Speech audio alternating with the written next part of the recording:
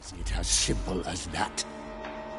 I would ask you to convey to the Duchess that I've but one victim left, but you'll not get the chance.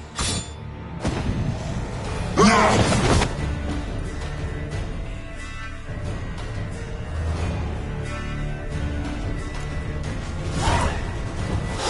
won't let you kill again.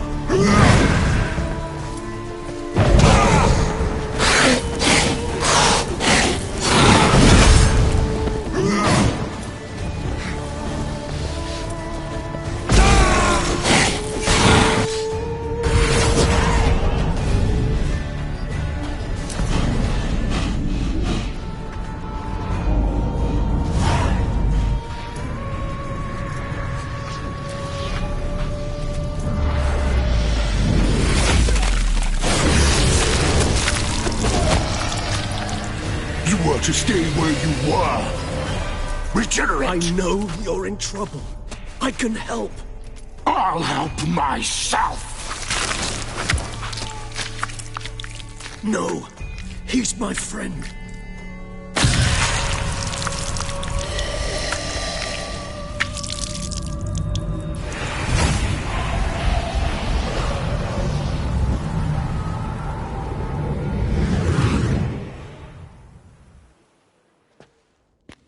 Yes, Geralt, it's me. Regis? You alright? All is well. All's in order. Wounds such as these heal on vampires in moments. But we've not seen one another in ages, my friend. At least in human terms, that is. How's this even possible? Last I saw you... I was a bubbling, shapeless smear, having been rather spectacularly melted into a column of a certain castle. In somewhat better shape now, as you can see. Hardly peak form, mind you, but were I human, folk would think me a demigod, I dare say. I'm sorry. What happened, it was my fault. Never got a chance to apologize. No need, Geralt. Bygones. I did not have to join you on that expedition. No one twisted my arm.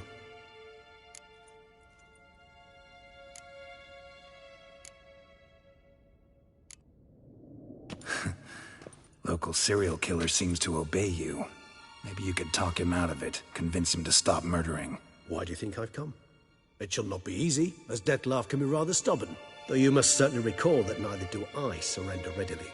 So that's his name. He's your friend? You might call it that. Though Dettlaff is... how would you humans put it? More bestial than I am. But not to worry. I'm working on him. Haven't exactly done a great job with that. He's killed one knight since I got here. At least 3 others before I arrived. For good reason, I'm sure. Understand, Dettlaff is not some decadent shit who kills for sport, or to assuage a dryness of throat or a dullness of mood.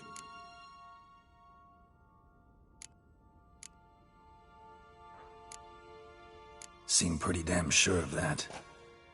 I am, because I know him very well.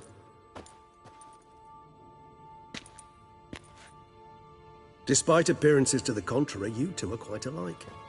You've both noble hearts, yet you both are wont to perform ignoble deeds. When circumstances force you to, of course. Remember the year 964? That was 3 centuries ago. Blind fear gripped Rivia, Lyria, and Spala. Women and children were dying. Their mutilated, dismembered corpses littered the fields. Brute of Lyria. Read about it. Chewed up almost 200, then fell to a common poacher supposedly armed with a dagger blessed by some prophet. It fell to Dettlaff, who then found a poacher asleep in the brush near his snares and dropped the fiend's corpse at his feet. And thus, a legend was born. Vampires rarely help humans. Must have had his own agenda, hunting the beast. You err. He slew it for one reason alone. The monster killed a lad who once, in the street, had offered Dettlaff an apple, expecting nothing in return. Terribly noble of him. You do not have a monopoly on altruism, my friend. Vilgefortz melted my body. Dettlaff found what was left. As per our codex, he had a choice. To leave me where I was, or to care for me and nurture my remains. He chose the latter. Regenerated me at no small expense in his own blood. Do you know what that means to a vampire? The gravity of the endeavor? Probably same thing it means to a human. You owe him your life. Much more than that. The act itself made us blood brethren. A bond so strong humans cannot even imagine. Which is why I know something ill is afoot. Always had an overdeveloped sense of empathy. Each vampire has a unique talent. One they hone over centuries. It's precisely what renders us so difficult to classify. Dettlaff's trump card is his herd instinct, his tribal propensity. In point of fact, he prefers the company of lesser vampires and shuns that of humans. If he walks among you, killing egregiously, it can only mean something's upset him, immensely. Gotta find him. Before something upsets him even more, and all Beauclair is awash with blood. Well, we share a cause then, just like the old days. Not entirely. I mean, when I find him, you know. I know you've a contract on his head. Yet your true task is to stop the beast killing, not necessarily to kill the beast, am I right? All in all, sure. Let us find him. By the time we do, I hope I'll have convinced you Dettlaff is no monster. Fine, all right already. But for now, evidence is stacking up against him. Hear that? The posse. Knights must have tracked me here. I prefer they not find me here. I've makeshift quarters at Mère Lachaise Long Cemetery. We'll meet there. See you.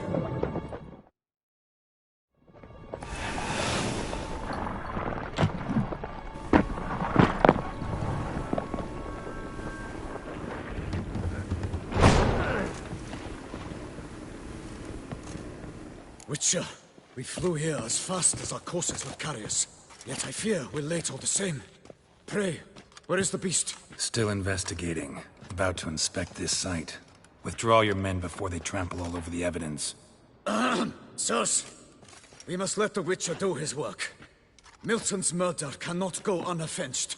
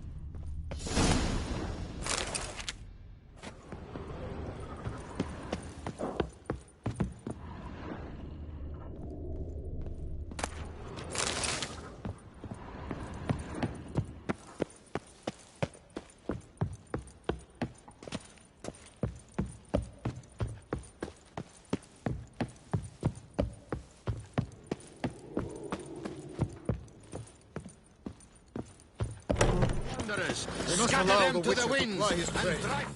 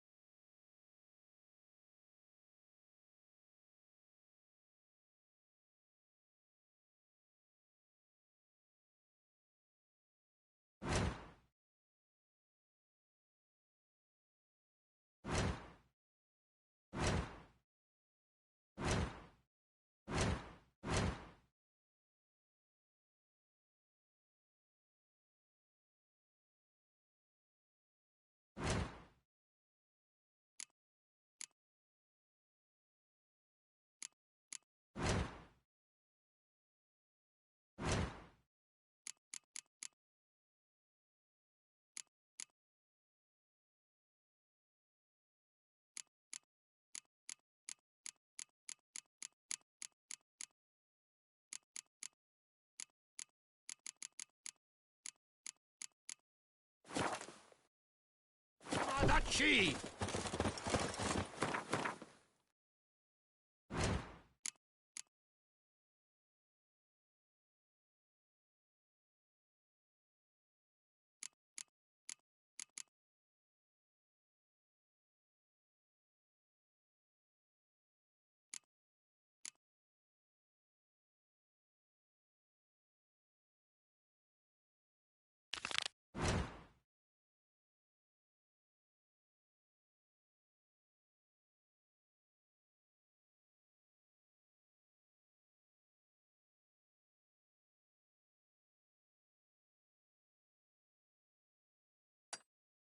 A knight, dear children, is a peculiar cross between a loose woman and a scholar, which is to say, he's a plowing know-it-all.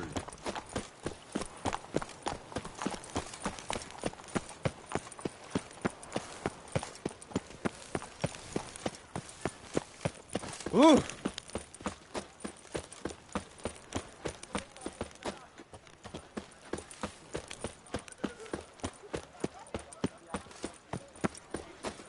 Sir! Sir! A letter for you, sir!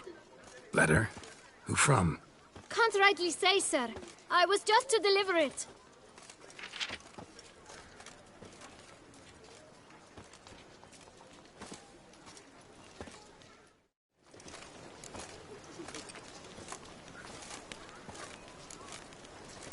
See what it says here? Postage paid. Won't weasel any coin out of me. Now scram. I knew I should have wiped dirt on that stamp. Bumbotch! Dearest. I suspect weighty affairs, rather than merely the wine festival, have drawn you to Toussaint. Perhaps you'll find time to probe a certain matter in spite of this. I recently came across the mention of one Professor Moreau, a scholar in Beauclair, who conducted research into Witcher mutations. Though the details are rather murky, as is the location of the scholar's laboratory, his journal could contain more information. It lies buried with him in his tomb. I enclose a map I found in the book I happened upon. Though less than completely legible, I trust it will prove useful nonetheless. I felt this matter could prove of some importance to you, thus I dispatched this letter without delay. Whatever you decide, please take exceedingly good care of yourself. Your Yen. A professor who studied Witcher mutations. Might actually be worth looking into.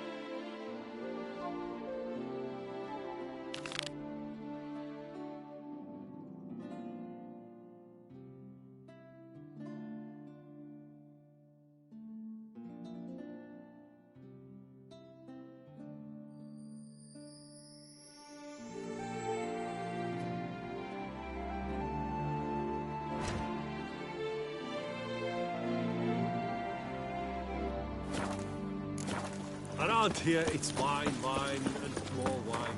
But me, I prefer blood.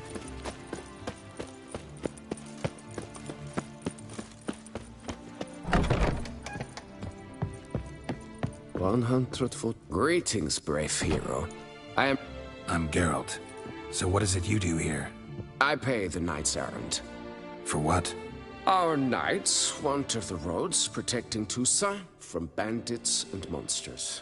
It is fitting and just that they be recompensed appropriately for these toils. Note, sir, that should you successfully smash a Hans, save a brother knight from peril, or extract a captured merchant from the hands of cutthroats, come see me. You shall be rewarded.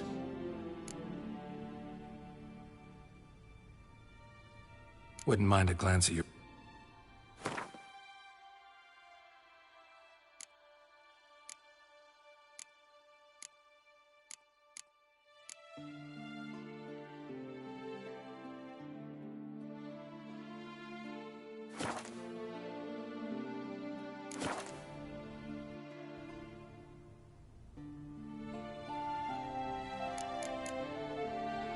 Well, see you later. Go in peace, fair knight.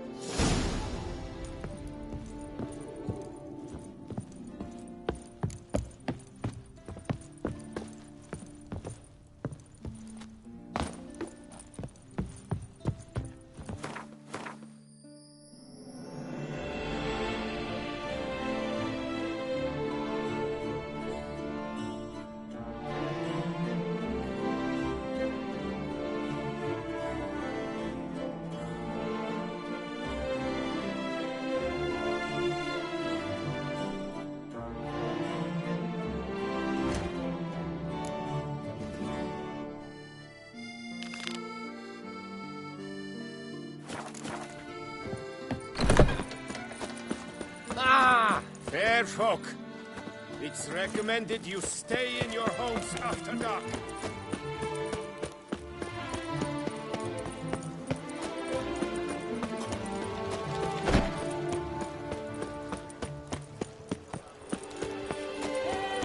My strength's going.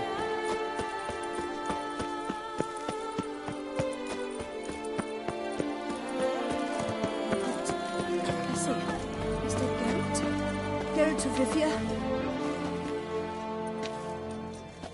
My eyes were not deceived, yet so far south. Mm-hmm. Me. South in all my fame. Oh, I've heard so much. Why, when Master Dandelion tarried in Beauclair, not a day passed without him baying out a ballad in admiration of your deeds. Yeah. Unwelcome little habit of his. But, what can I do for you? You see, my betrothed, Francois Le Goff, vowed in my honor to bring me the head of the horrid beast they call Gretore. Couldn't have gotten you a bouquet, some sweets in a bag? Witcher, sir, you jest. A love most true demands proof through heroic deeds dedicated to the heart's captor. But alas, Francois has been gone a fortnight. Thus I must plead with you to see what's become of him. Could you? Would you? Rarely my wont to turn down a damsel in distress, even less so when there's a prize involved.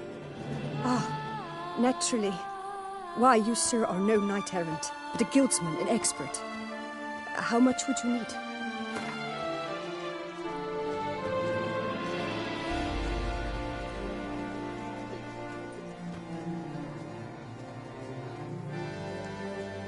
A few crowns less, master.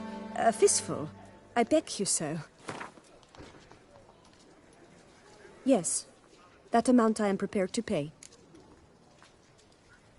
Do my damnedest to get your fiancé back safe and sound. I forget you come from afar and do not know our land. They say Gretore has its lair in the caves at the foot of the Gorgon Hills.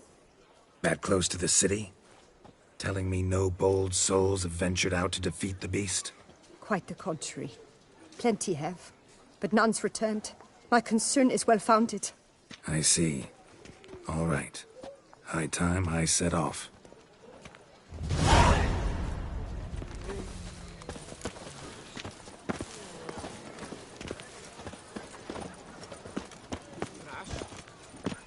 Robbing by Joe. That's Toussaint in a nutshell. I hawked up a bit of sick.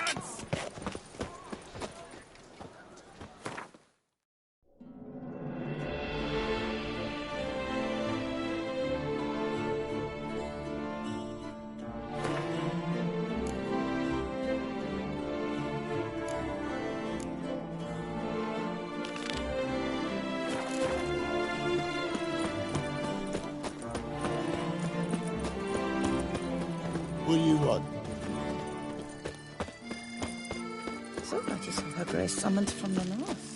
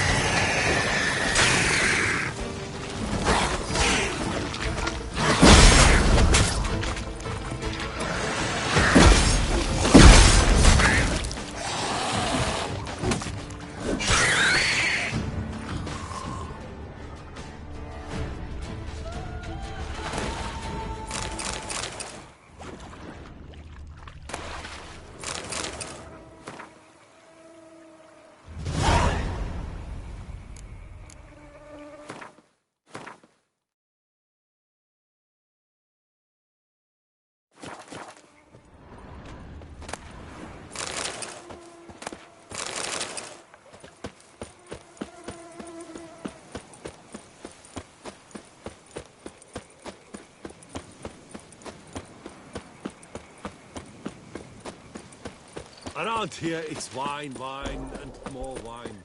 But me... Ow! Wow, wow. Suspiciously loud for a cemetery at night.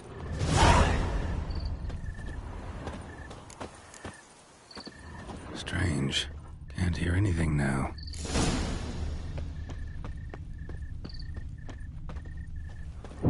Damn it.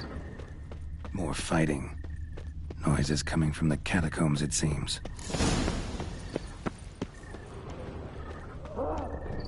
So, noises coming from here.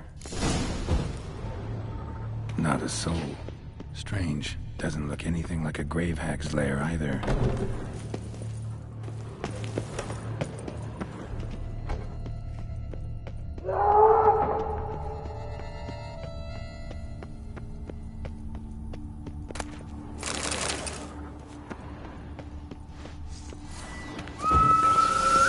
Any last words?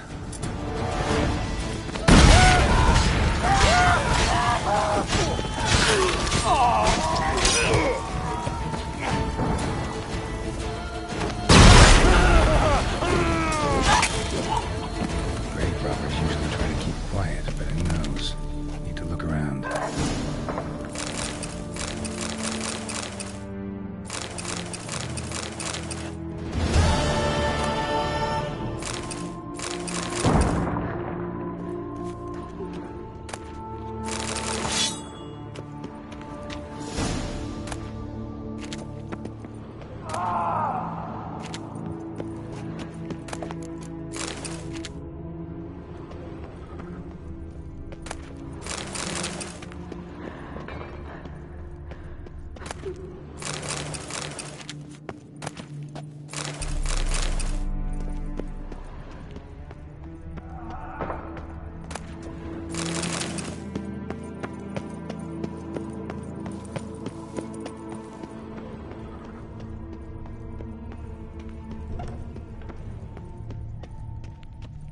Here lies Margot de Corentin.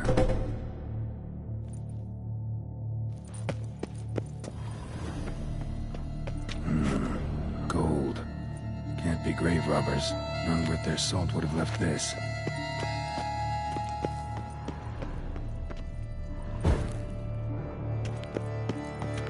Louis de Corentin. died on the day of St. Zoetham's remembrance.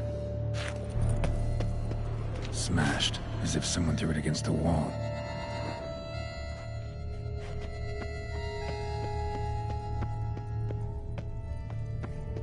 Pretty fresh. Funeral wasn't too long ago. No sign of monsters or grave robbers. Bit of a mess, that's all. Maybe this isn't the spot after all. Strange. Noise is clearly coming from that tomb. Impossible.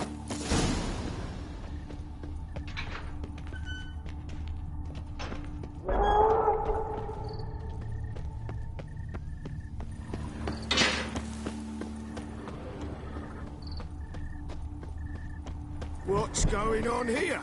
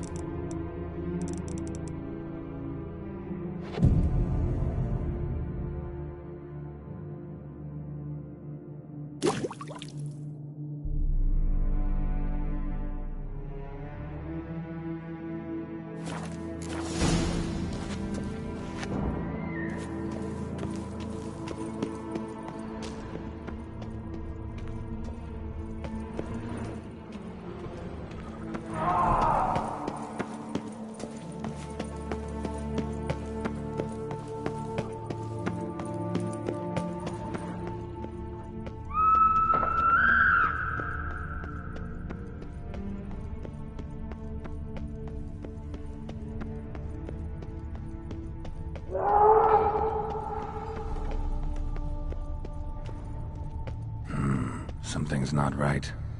Need to hide, see how things play out.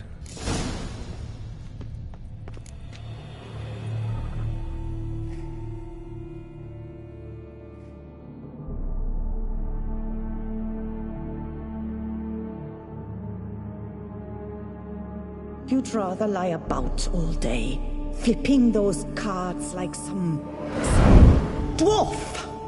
Disgusting.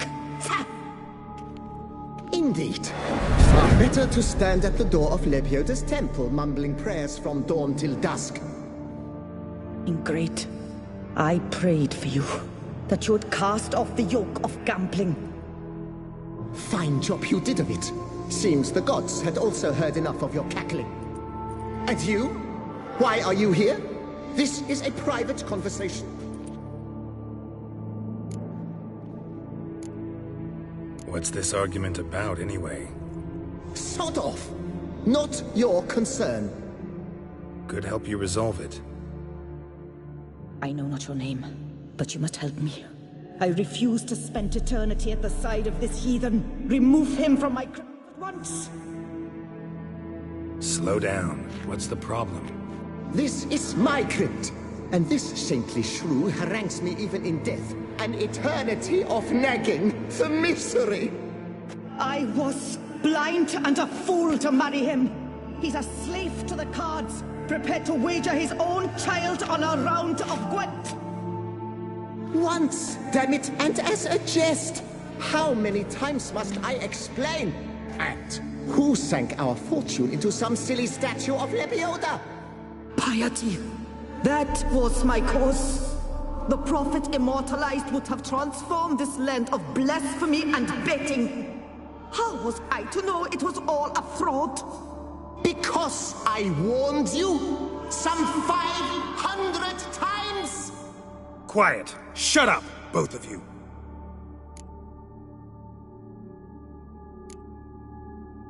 Who does the crypt belong to, rightfully? Must you ask? It's mine. My family's. The de Corentins. Are you illiterate? True. But my dowry served to repurchase it from those you owed. Look, if there's to be peace and quiet here, one of you's gotta go. Need to move one of you out. Yes. Take him. Please. Do so. And I shall tell you where I hid his lucky Gwent cards. What? I knew it was you! And now you would evict me from my crypt, then pay for the deed with my cards!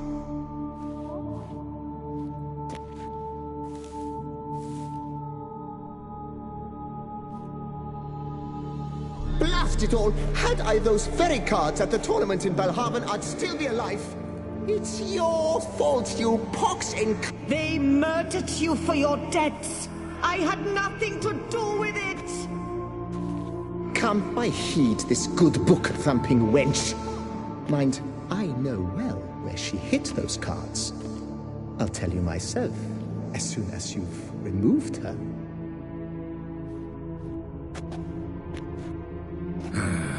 Need to think about it.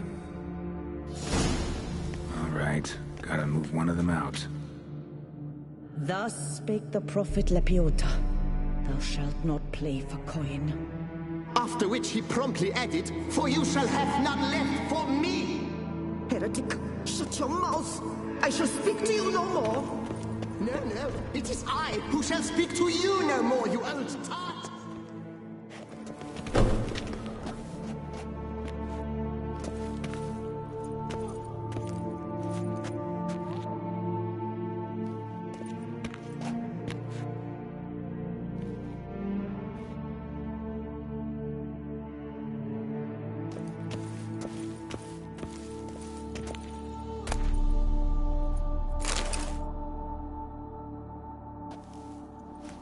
No, wait.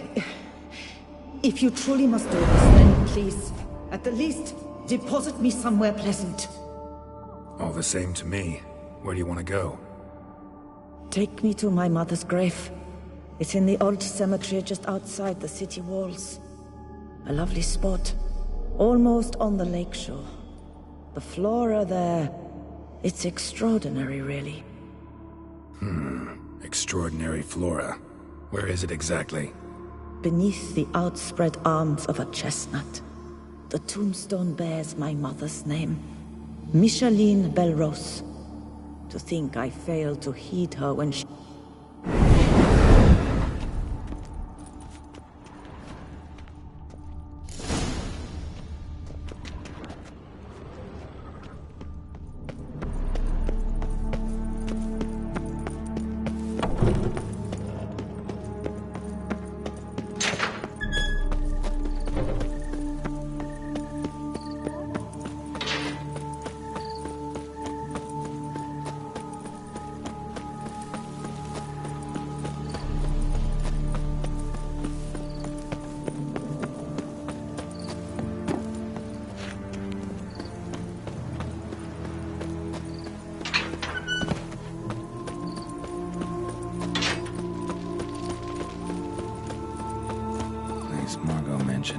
So where's the grave? Under a chestnut, or so Margot claimed.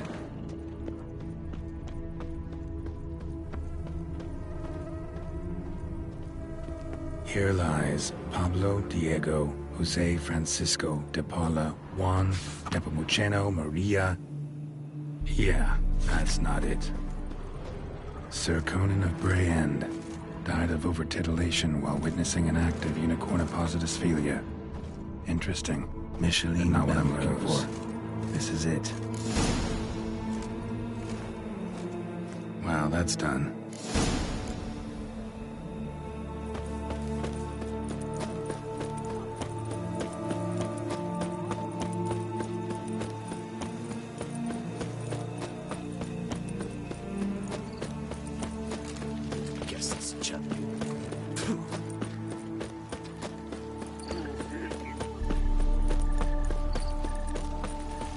The faint cheer Here in Beauclair, all's right and fair. My legs.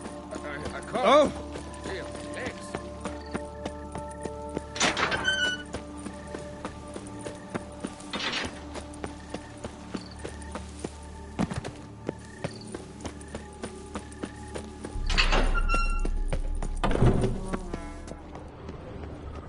Remove the urn with Margot's ashes, just like you wanted. Louis, you there? Should have known he'd stand me up. All right, if that's how you want to play it.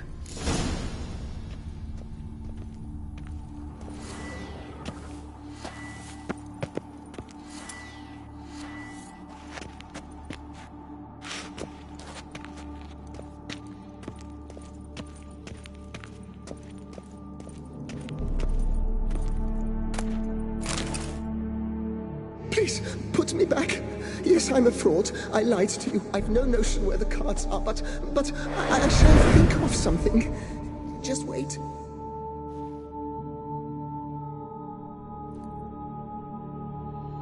Got it. A swordsmith. Trenton's name. I skinned him at Gwent once, but he had no coin, so he promised me the pride of his collection, a lovely blade. Finely fashioned. I passed on before I could get it, but you could collect it in my stead. Just tell him Louis de Corentin sent you. The dead Louis de Corentin? That could indeed prove problematic.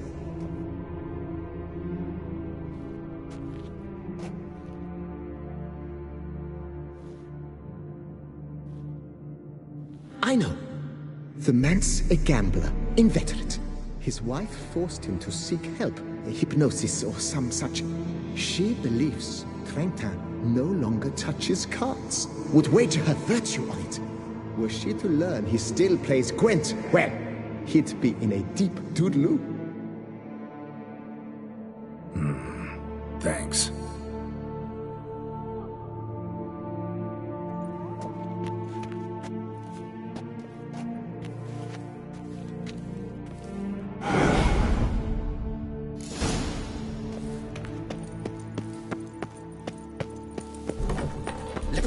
Halt!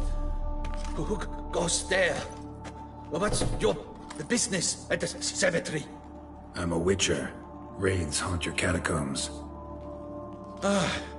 So it's true what old Lanzano said about the racket at the cemetery. I thought it grave robbers, perhaps, but wraiths? Have you... Took care of them. This Lanzano, think he might pay me for solving his problem? Oh, that's more than certain. Look for him at the Clever Clocks. Thanks.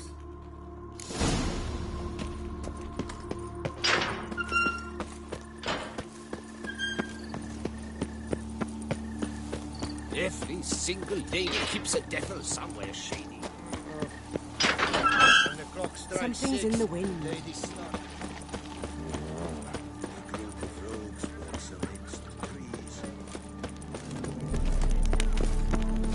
Mary had a little plan. What a scene.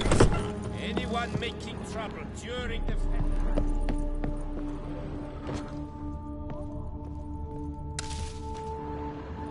The best steer...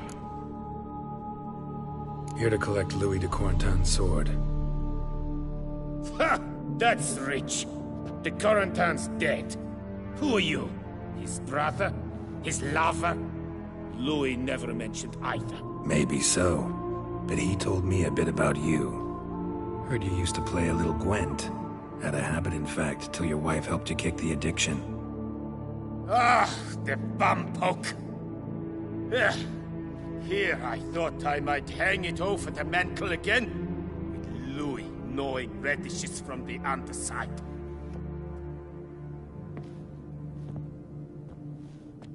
So be it. The sword's yours. But don't leave me high and dry. Give me a chance to win back my dignity at least. Perhaps a round or three for coin? What about the wife? Not afraid she'll... In my home, what I say stands. Women have got no power. Besides which, the wife's away for a few days visiting her sister in Belhaven. So, shall we play?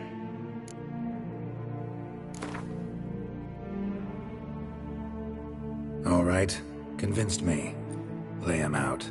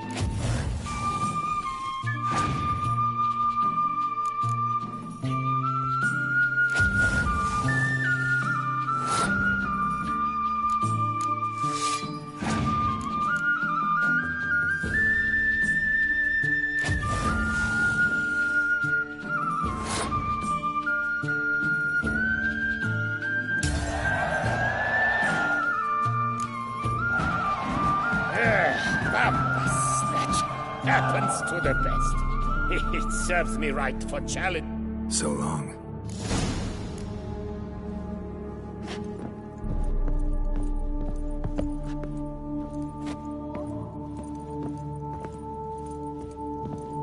Oh, look!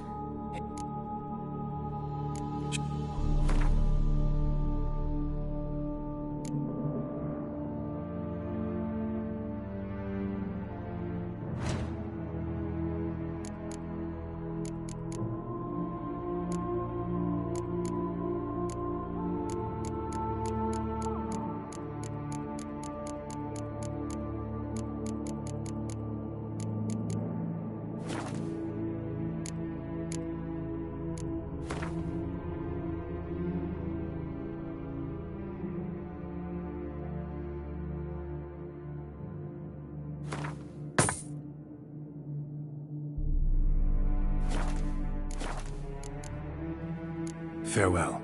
No, see you later.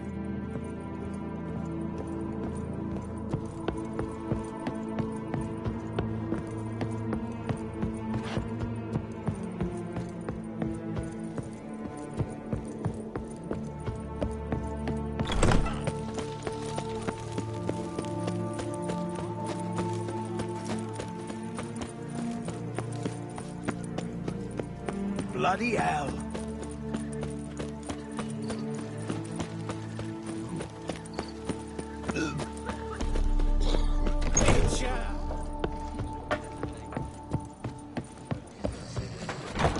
Noises at the cemetery. Yes, yes, and I'm alone in that, it seems. That is, no one else has bothered to take any steps, though all must... Took care of it. Truly? The howling's gone? For good? Wonderful! Ah, to sleep in my own bed again. But, what was it? Some ancient... Nope. Just a marital spat. That's it? But they hollered like skewered polecats. Sorry to bother you with such a trifle. Here, for your trouble. Thanks.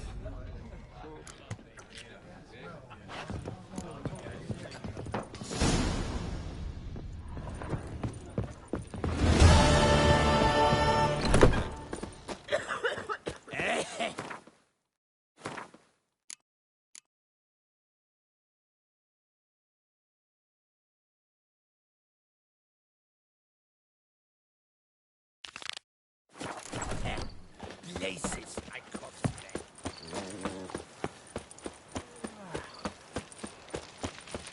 All is in order.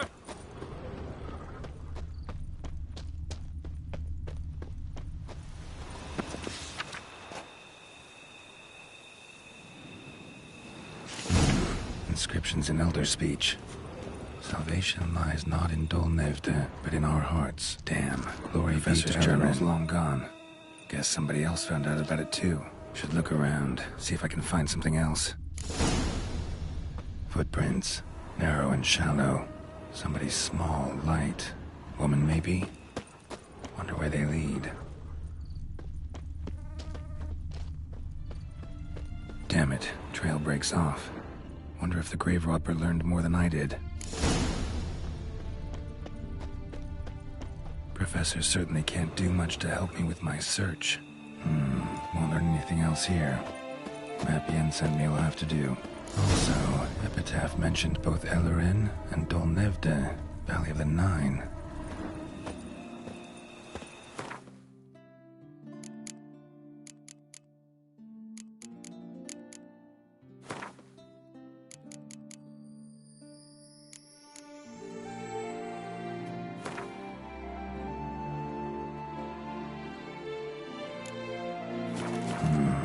Site marked on the map's all wet now. Salvatore flows through there.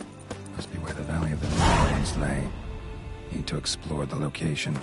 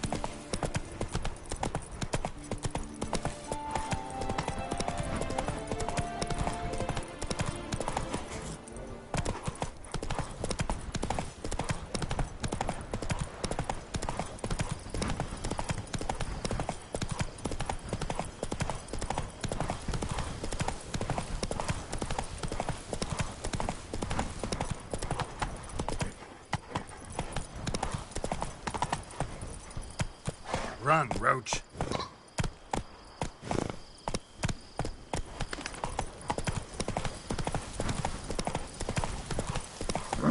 You! Hey, with the blades Not on so your back. fast, Roach. Help us! Look, monsters all about.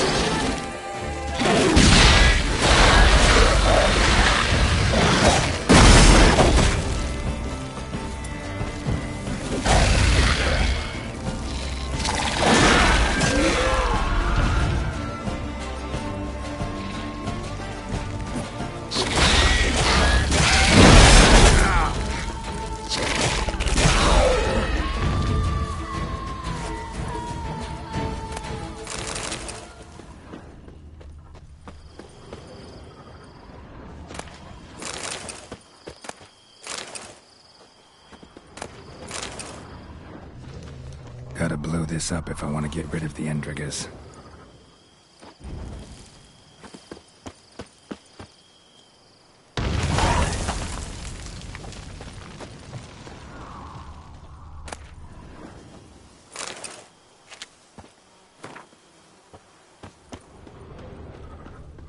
It's clearing up. Poor noggin. Ha! Dangly dipsticks and mangy maps! Thank you.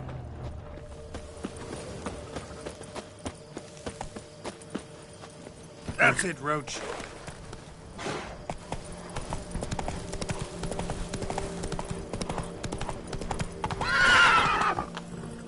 Go, go.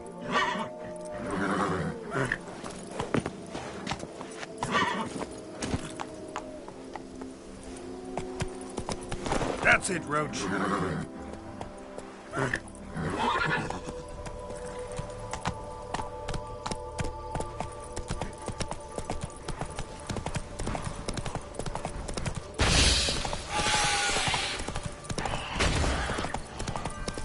Regis. Could have picked some other place to meet.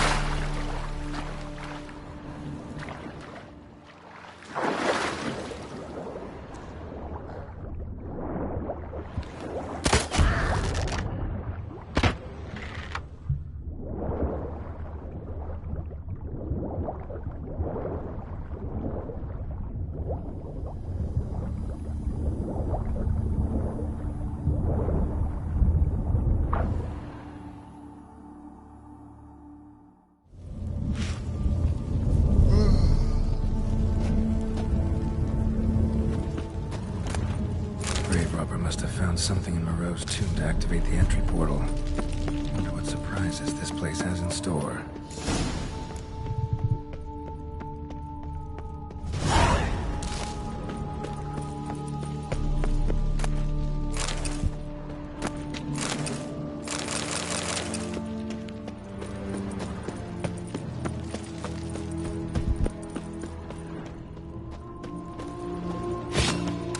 Spikes. Sick sense of humor someone's got.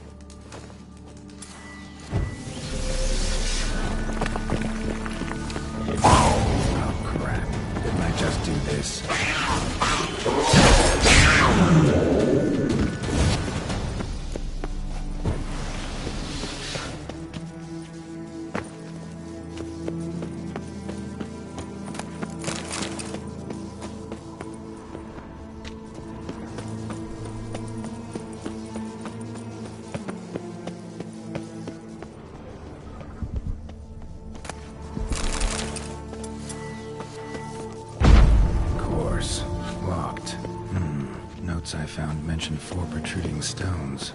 Gotta press them somehow. Crossbow, maybe? Could try to hit them.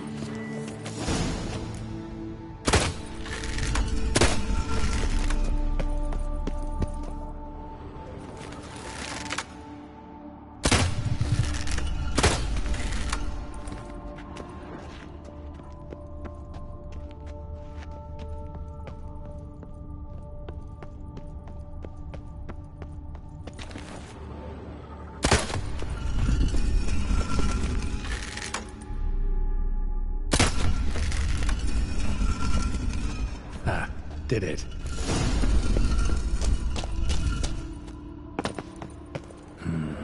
Interesting as places go. Seems someone put a lot of thought into its design. Should look around. Impressive. Is just decoration, or gargoyles sure don't look willing to help? I want it best. Intruder!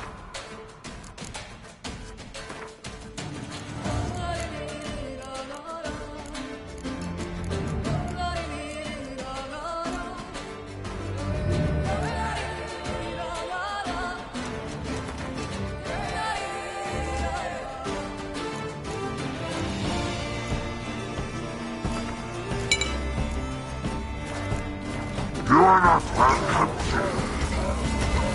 Yeah, figured as much.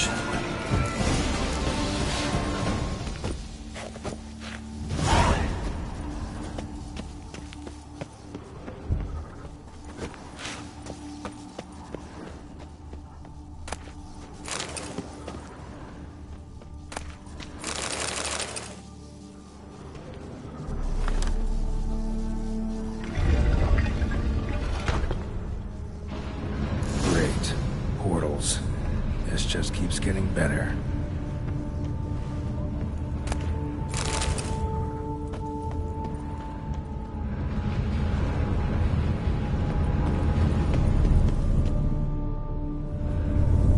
Damn it, back where I started.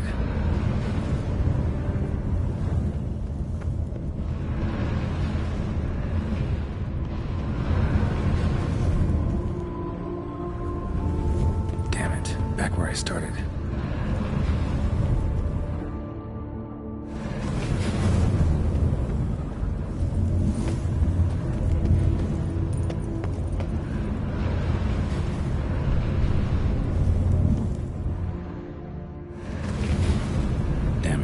Again. Could be some clue around here.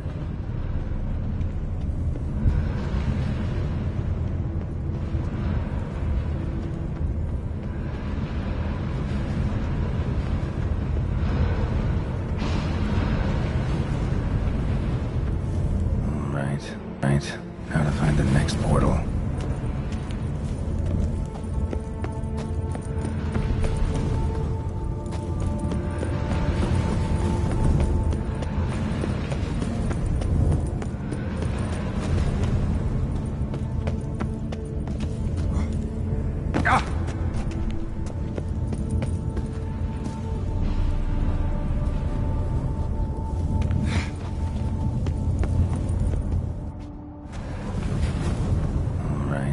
Now to find the next portal.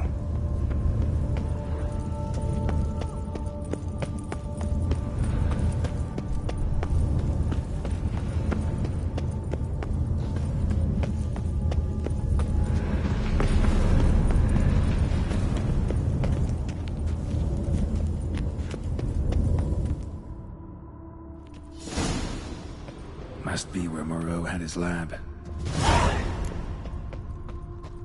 Guessing this man didn't come here willingly. Intriguing as machinery goes, but how do I start it up?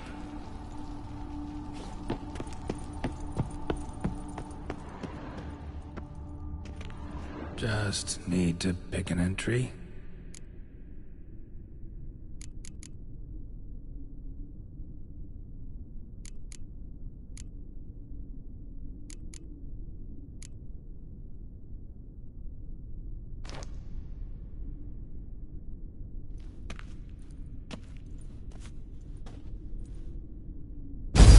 Observation number 30. The mutations do not set in at once. Curiously, they do not develop over a span of time. Rather, for a mutation to progress towards completion, the appropriate mutagen must be applied continuously. The subject does not bear this well, but I found a way to make the mutations less taxing, invasive. To the mutagen base, I add the albumin of a mutated giant centipede egg.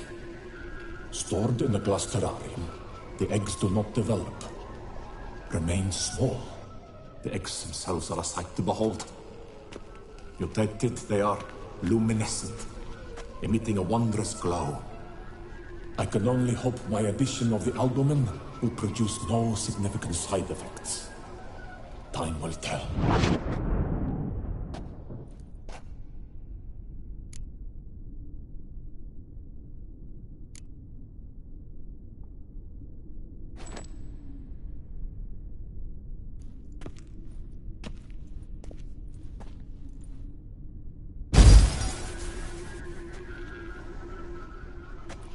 The 18th of Yule, year 1102. Today I begin my great life's endeavor, one greater and more significant than any I have thus far undertaken, for it relates to me personally. When 15 years passed, a beast of the forest assaulted me. A witcher came to my aid, saved my life. I could not know that for said salvation, I would in the end pay by relinquishing any say as to my own son's fate.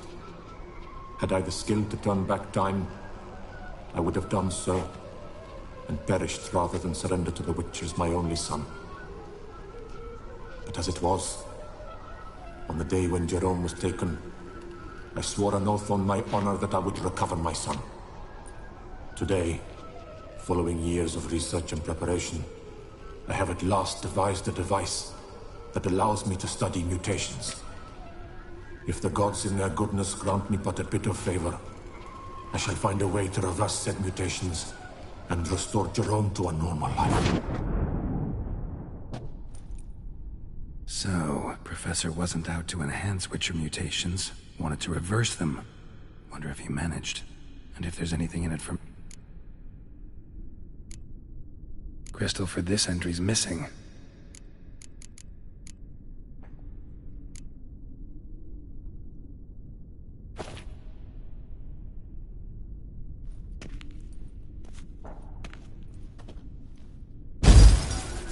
Years of experiments, research, sacrifice, all for naught. I have failed to achieve my defined objective. Each mutation I applied to my subjects proved ineffective when applied to Jerome. What I meant to cure him of his witcherism, that which I meant to restore to him a normal life, only deepened his mutations, further augmented his speed and strength. It seems my son must remain a witcher forever.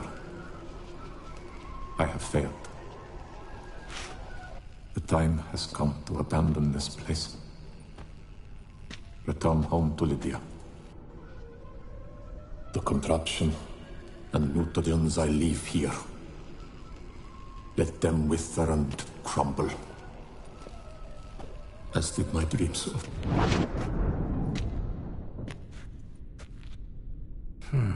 So the Professor wanted to reverse the mutation's effects. Ended up deepening them. Stroke of luck for me. Could profit from his failure.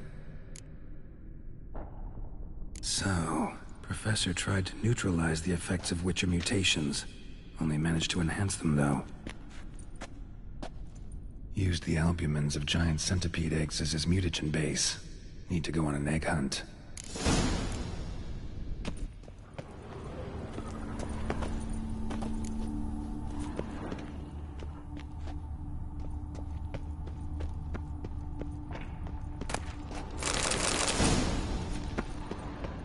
Quite the library. Mostly tomes on mutations and genetics.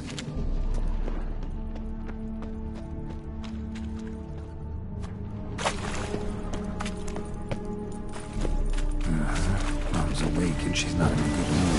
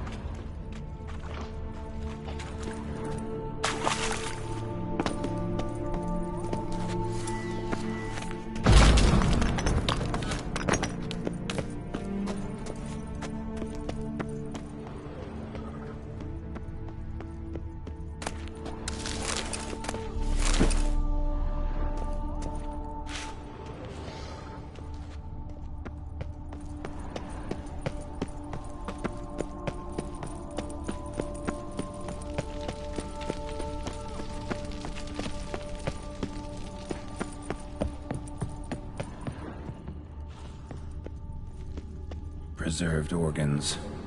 Hope their donors weren't forced to give them up.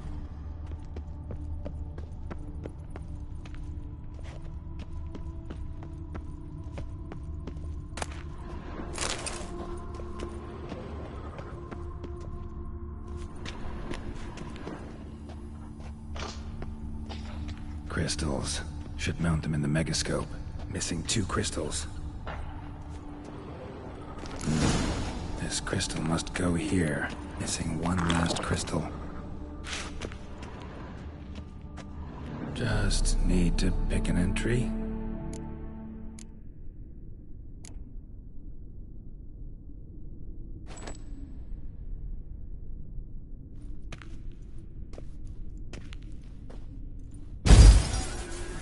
Observation 22. Despite applying a surfeit of toxic substances, significantly more than usual, the subject displayed no I believe this to be an effect of the mutations. Thus, a minor success. This mutation should allow Jerome better to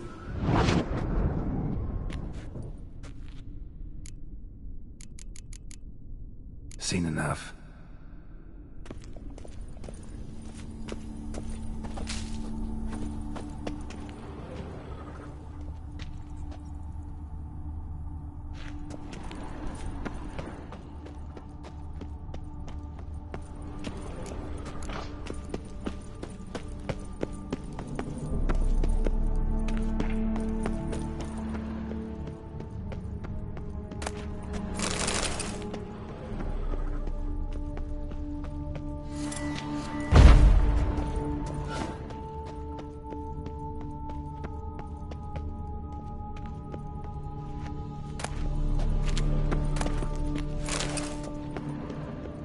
Must have kept his son in here. Grim.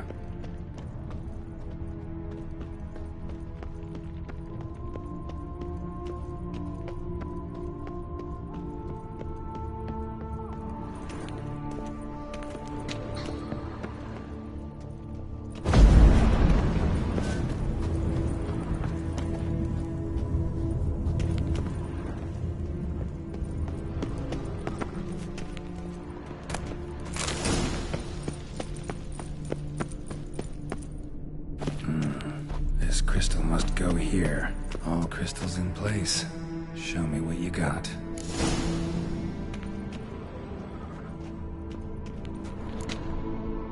Just need to pick an entry.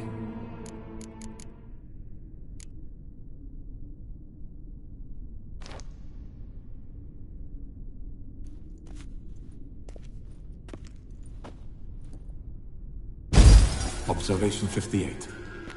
Sometimes failure is the catalyst for success. I've discovered a method by which one type of mutagen may be transmuted into another through the addition of certain ingredients. This is a great day for science. In addition, I observed that today's dose of mutagens brought the subject to the brink of death. He then suddenly awoke, revived, his strength renewed. Not wholly, of course, but he did in a sense come back from the edge of death. Whether this is attributable to his mutations or to pure coincidence cannot be ascertained. I must conduct further experiments.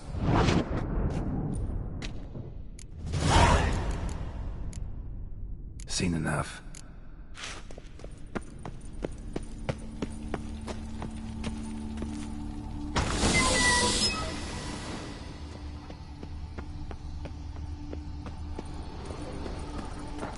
No point going in wearing full gear.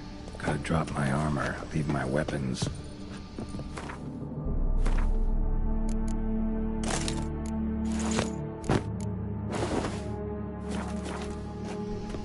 No point going in wearing full gear.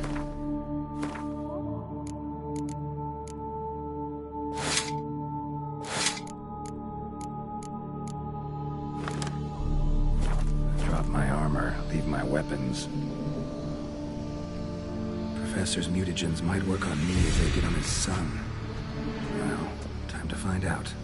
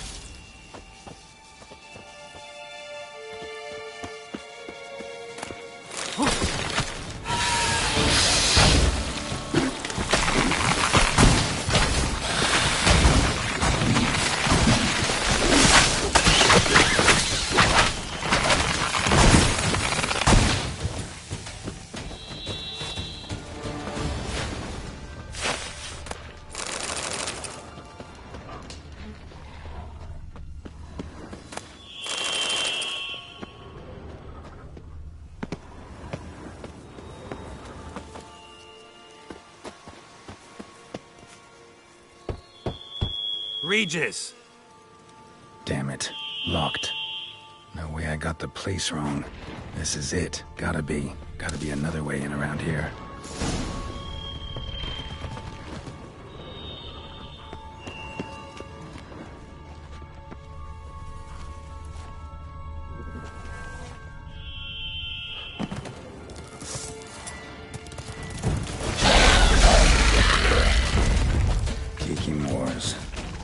Victuals aplenty around here.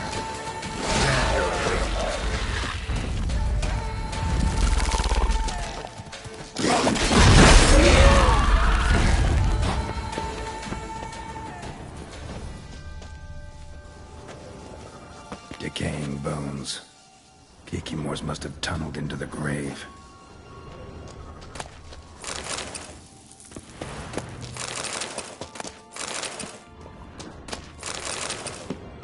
Kikimor eggs. Need to incinerate these to ash.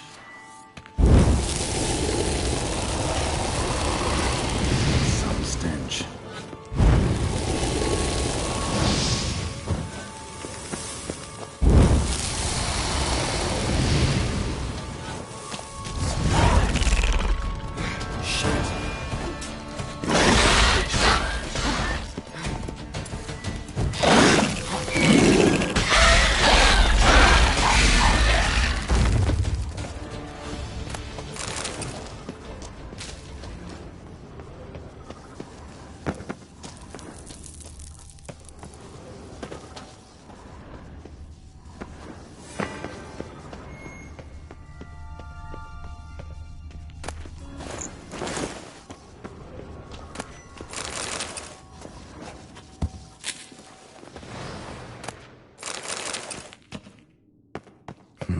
Something here.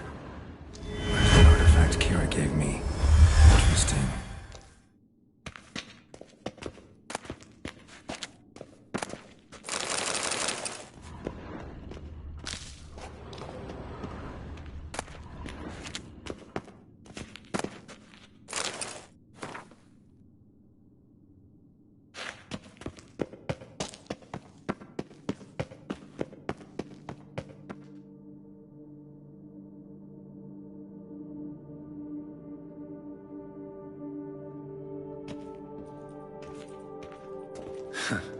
Agreed to meet a vampire at a cemetery. How much more cliché can you get? Nothing comes readily to mind. Could have left the door unlatched. What of my privacy? I value it rather deeply. Unmolested, especially by unwanted guests, that's my preferred state. Besides, I knew you'd find a way to get in. True enough. Need to find your friend. I'm hoping you'll agree to help. I shall do whatever's in my power. Yet what you want or even need must matter little. What matters is what Dettlaff wants. If he does not wish to be found, you will not find him. Ever. End of story. Come on. Gotta be some way.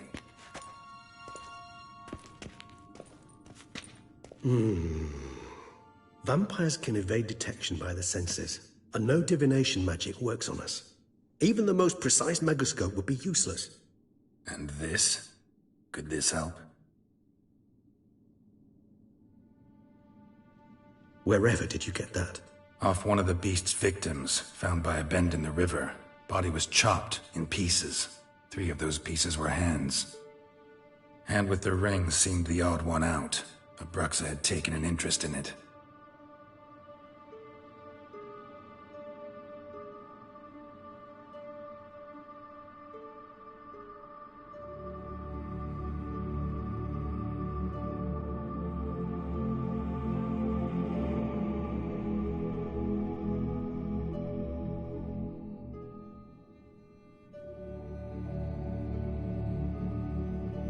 It's Dettlaff's hand, without a doubt. It will do splendidly.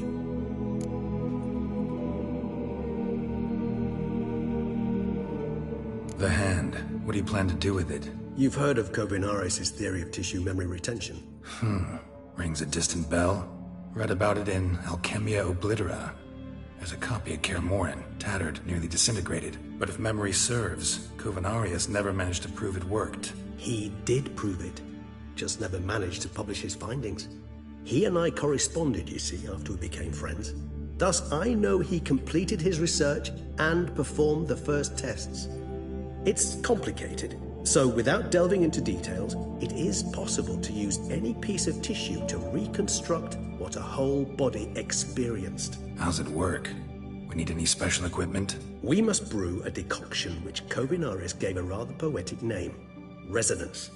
Once imbibed, it sends one into a trance similar to that induced by narcotics. This triggers visions of events linked to strong emotions experienced by the tissue's owner. Picture it as dreaming a fragment of someone's life.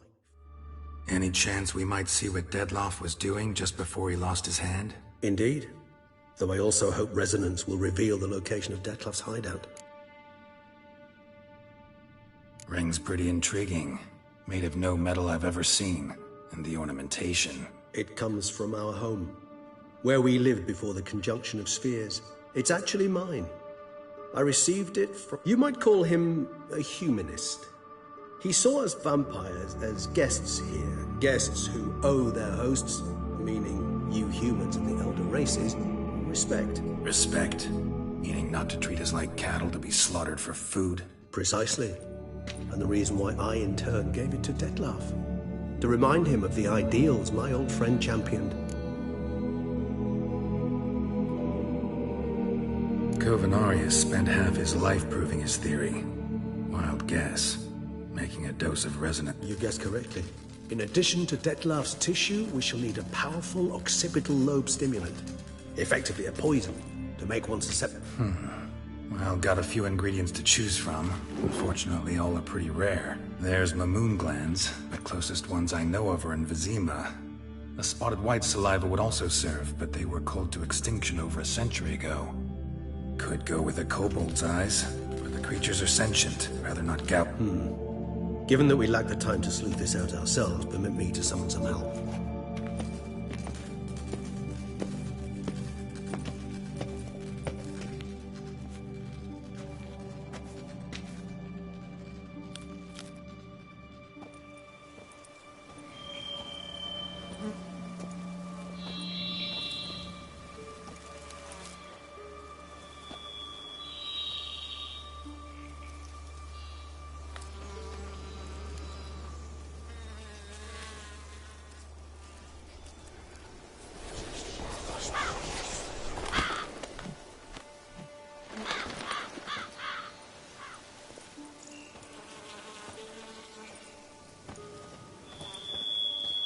was that? A raven? Rather a common sight at this latitude. Very intelligent fowl. I asked him to look for the creatures you mentioned. Him and his brethren. Perhaps they'll find one in the area, and I would hazard that a flock of ravens will spy any said creature faster than a sol- It will take them some time, nonetheless, so perhaps you'd care for a snifter of mandrake. Rarely say no to a snifter. Sadly, this is but a weak infusion rather than a proper distillate. Even better. I remember your mandrake hooch. Made people say things they'd have rather kept to themselves. Now, what could Geralt of Rivia prefer to keep to himself?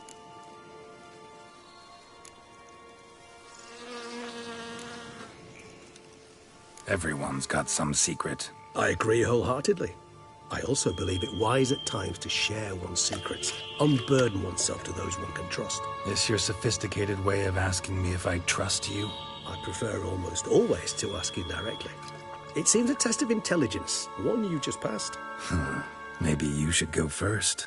Reveal one of your secrets. After all, you vampires lead very interesting lives. Anything in particular interest you?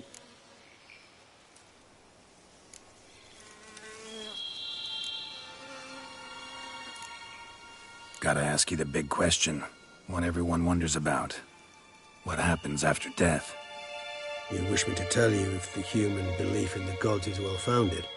Well, that I do not know. We vampires differ exceed. Our matter, that of which we are composed, can exist without form. We require neither a heart, nor a brain, nor air to breathe. But were you dead? As humans understand death, yes. Feel anything? Understand anything? It's rather hard to explain. I felt something very unsettling. Something I cannot even name, for I did no reasoning. Only after rebirth did I begin to understand that what I had felt was cold and unimaginable fear. If not for Detlef, I might have drowned in an... Can't have been alive then. Sheesh, experience like that must be vicious. Indeed, it's hard to compare to anything I know. Yet you are aware we don't see death as you do. The way you cling to life, we find it entirely peculiar. You are mortals, ergo it's a foregone. Thus, I often find myself wondering why you try so very hard. To die at 20 years, 40, even 100, what's the difference? They're all but the... Depends on your point of view. Man who's got 1,000,000 crowns to spend can't possibly understand one who's only... Very true. One's outlook can...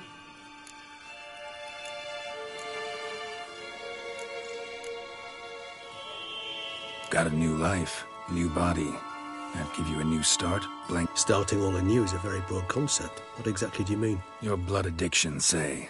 Wondering if your body's the same, if it still remembers. Maybe if you drank now, you wouldn't get hooked. All addictions are a form of slavery. Re-addiction's not a risk I'm willing to take, just to test a hypothesis about corporeal regeneration and whether propensities carry over. Fair enough. Curiosity, that's all. Sorry. Not to worry, Geralt. Curiosity's a natural reaction under the circumstances, apart from which I... All right. Give you one question to ask one as fascinating as you, Geralt. Cruel parsimony, I'd say, but I shall do my best to make it count. If you were to die and be reborn as I was, in your new life, would you choose to be a witcher? That's what interests you most? Whether I'd like to be a... Many things interest me, but we've not much time left. Never chose to be a witcher. Fate chose for me. Had it been my choice, I'd have picked a different profession. A profession where I wouldn't have to risk my life every minute of every day. Maybe even one that'd earn me some respect. Thank you for being honest.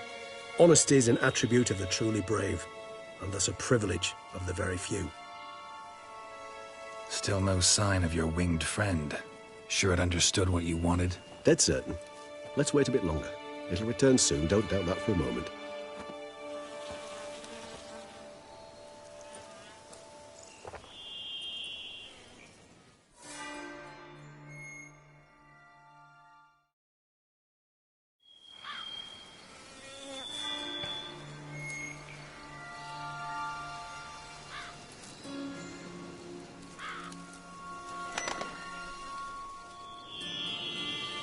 Ever vigilant, even in his sleep.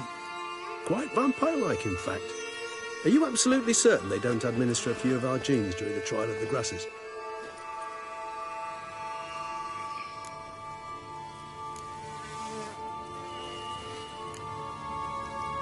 Far as I know, none. Now what you got for me? You were right. No kobolds or mamoons for miles around. Knew it. Allow me to finish. You see, there's this spotted white. It haunts an abandoned residence in the Caraberta woods. Impossible. My brethren hunted down every last spotted white before I was born. Then it seems you must revise your knowledge of spotted whites. For somehow this one managed to survive your brethren's onslaught. It seems I know this home it haunts. Recall a tale about it. Locals believe the place cursed. Perhaps that's how the white survived entirely unmolested.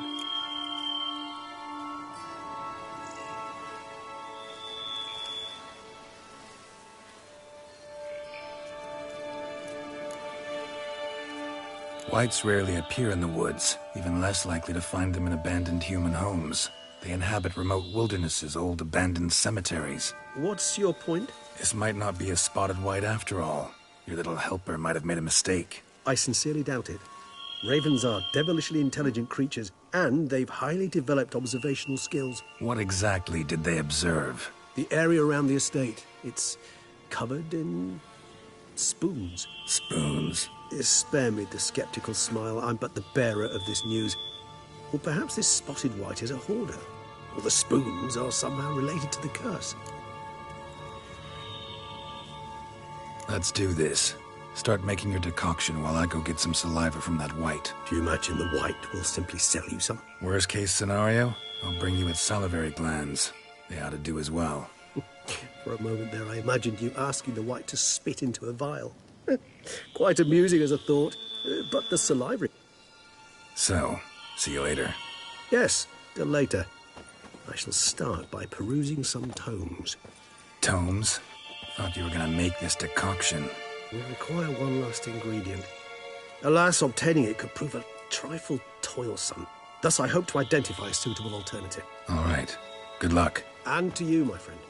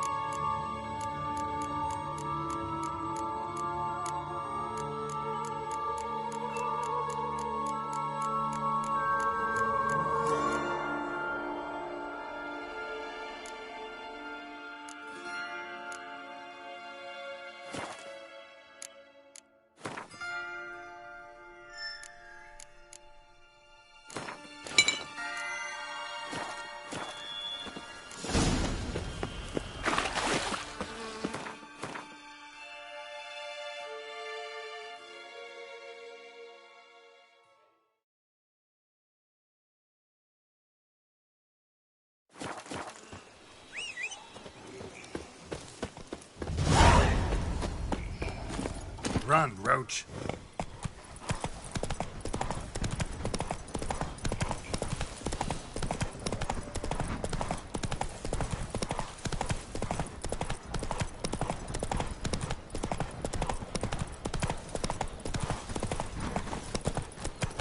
No one gives a hoot about this woman.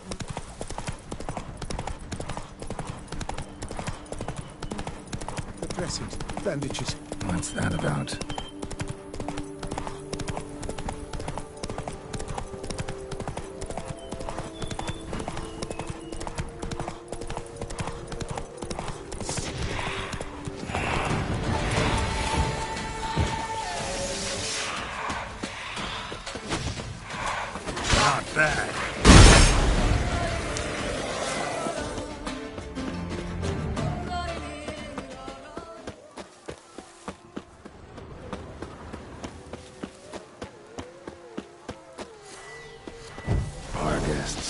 Never a good omen.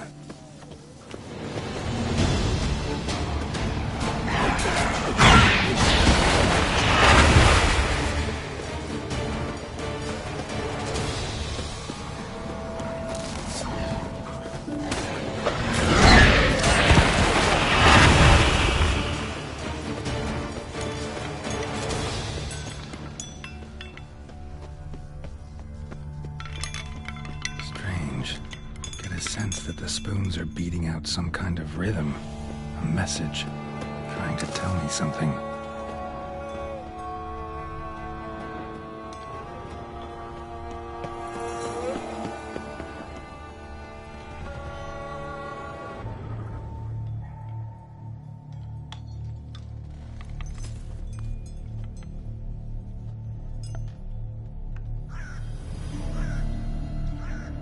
None shall sit and dine with you at your table. No spoon you have shall say to you, never again shall you wish to spy your reflection in the mirror.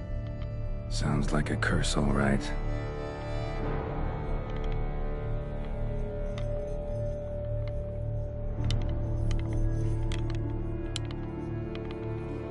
Somebody's clearly obsessed. Regis mentioned the place might be cursed. Can't be a coincidence. Need to look around. What a pigsty. Need to search it thoroughly. Find a way to collect some white saliva. White's obsessed. A real collector. Thoroughbred.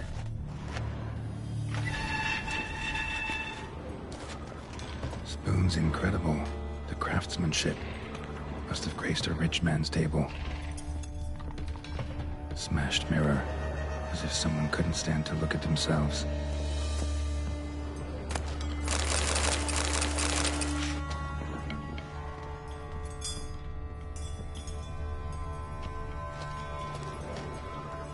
No spoon you have shall say to you. Whatever lives here treated that literally. Still searching for the right spoon. Skeletons. Doubt they came here willingly. This have anything to do with the curse? None shall sit and dine with you at your table. It'd make sense. Woman's name scratched into this wooden spoon. Romantic.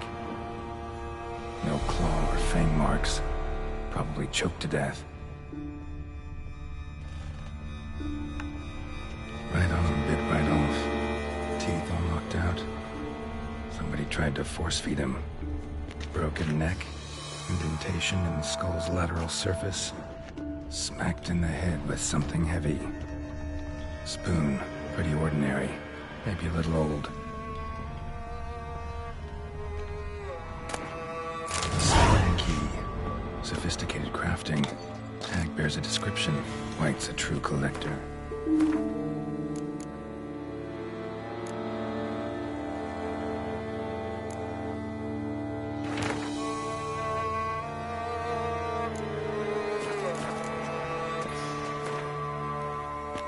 Another spoon. Yep, just as normal as the last one.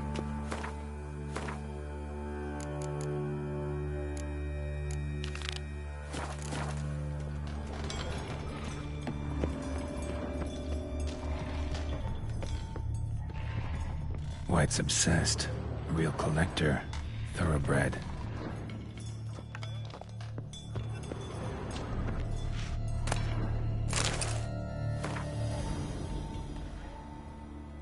Poor girl. Realized she was changing into a monster. Recorded it in her diary. Poignant.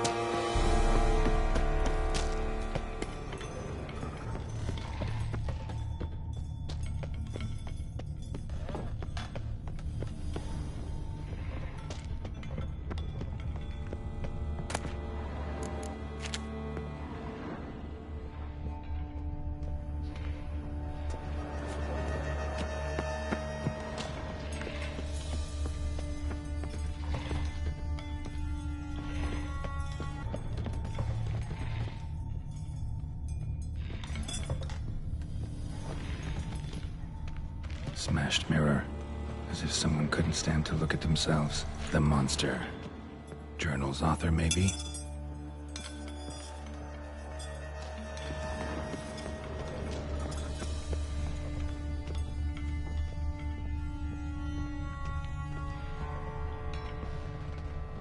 None shall sit and dine with you at your table. No spoon you have shall sate you.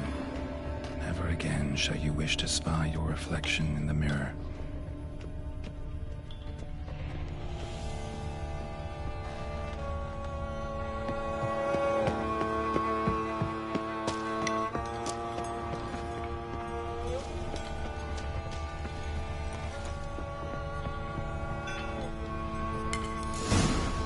Actually does seem like a White's lair.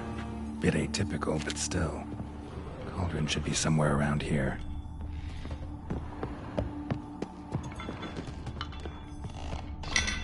Thousands of them here. White's been a collector for years.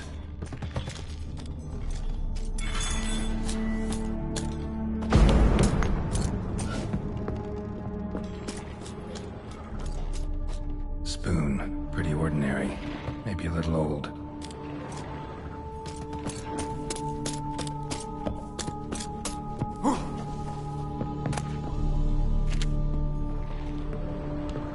Another spoon. Yep, just as normal as the last one.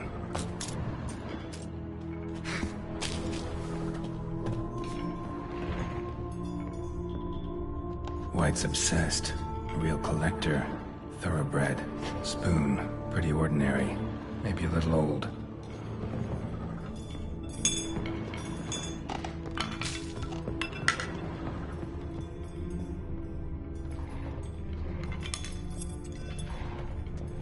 Cauldron I was looking for. White's not particularly tidy. Table's set. White, who lives here, is getting ready for some sort of feast. Cauldron's empty, unfortunately. Regis needs some brew. I'm afraid he won't get that. No choice but to hide and wait for the saliva glands and their bearer.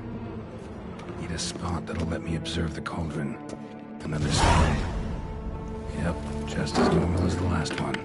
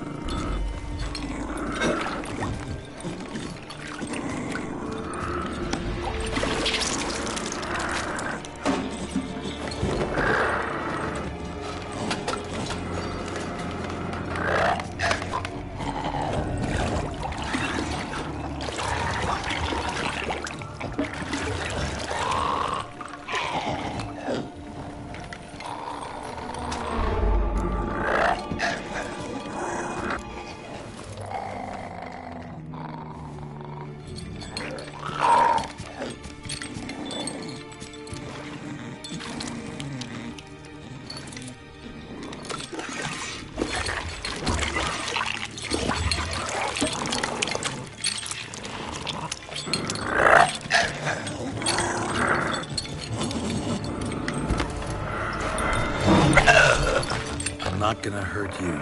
Wanna help? I've seen the words of the curse on the walls. Think I know how to lift it.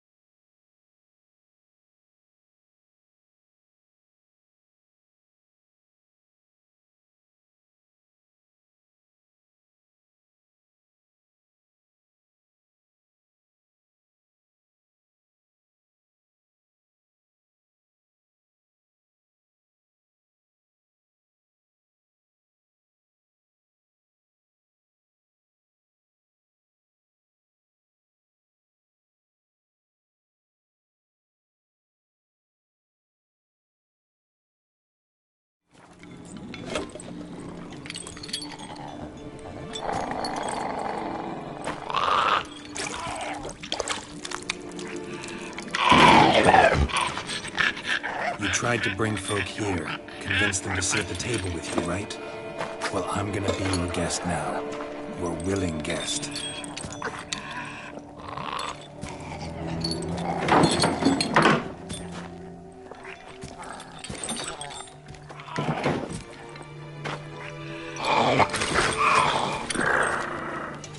Just need a bit for Regis. And now we'll tend to you.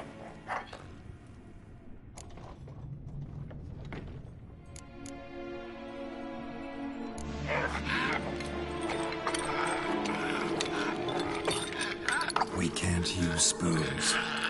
No, that won't work. You've been looking for a spoon that would feed you, but there's no such spoon. We need to eat without spoons.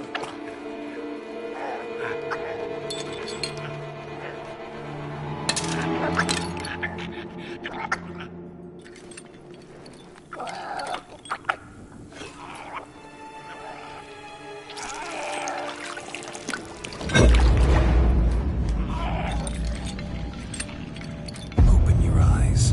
You need to see your likeness.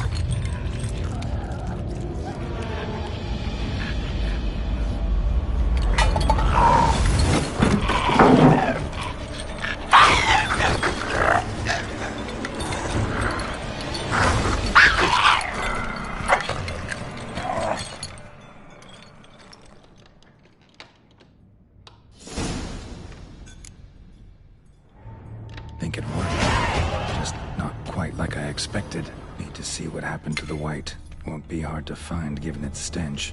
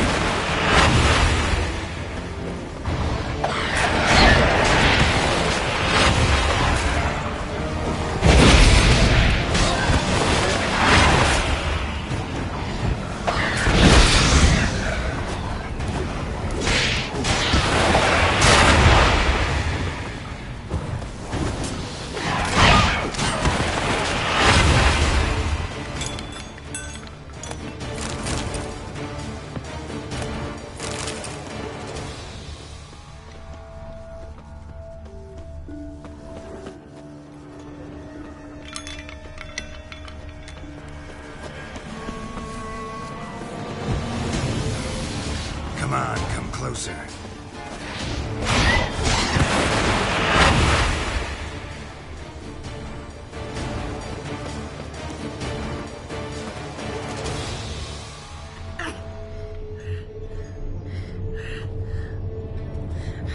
Shh, easy. Not gonna hurt you. Eat. I must eat.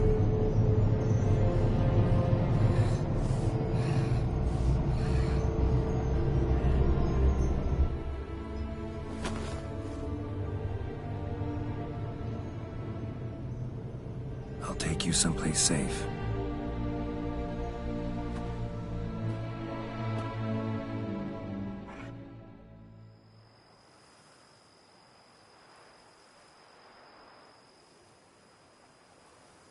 So I took her by the hand and led her here. Seemed the only sensible place for her. You did the right thing, sir. She should recover quickly here. I'm deeply pleased, finally, to make your acquaintance, sir, though I do regret the specific circumstances. In all the commotion, I fear I neglected to introduce myself. I'm Barnabas Basilfolti, and by order of the Duchess, I am to serve as your major domo at Corfo Bianco. Nice to meet you, Barnabas Basil. Love to talk more, but got urgent matters to attend to. While I'm gone, please make sure she gets everything she needs. Don't worry, sir. I shall see to everything. She is safe here and in good hands. She'll soon be back on her feet. Might actually take a while. She hadn't eaten anything in over 100 years when I found her. Horrid. Whatever brought this about? Told me her story on the way here. Her name's Marlena. She was once the very beautiful and proud heiress to the Trastamara estate. One evening, when she was holding a banquet for friends, a beggar came to her gate seeking alms. He had a bowl and a spoon with him. He sat outside her fence and waited. I've heard of the custom. An ancient rite of hospitality that obliges one to give food and drink to such a guest lest he depart hungry. To neglect the custom is to bring great misfortune down upon oneself. Marlena didn't care a whit for the old customs. She drove the man off, saying she'd rather feed the leftovers from her feast to her dogs than to give the beggar anything. The beggar then broke his spoon, cast a curse. She was beautiful, so he said she'd never wish to look at herself in the mirror again. Since she adored feasts, he swore no one would ever wish to sit and dine with her. And as she even refused him the crumbs from her table, he swore she'd never find a spoon in the world that would sate her hunger. A harsh punishment. I imagine lifting the curse was hardly simple.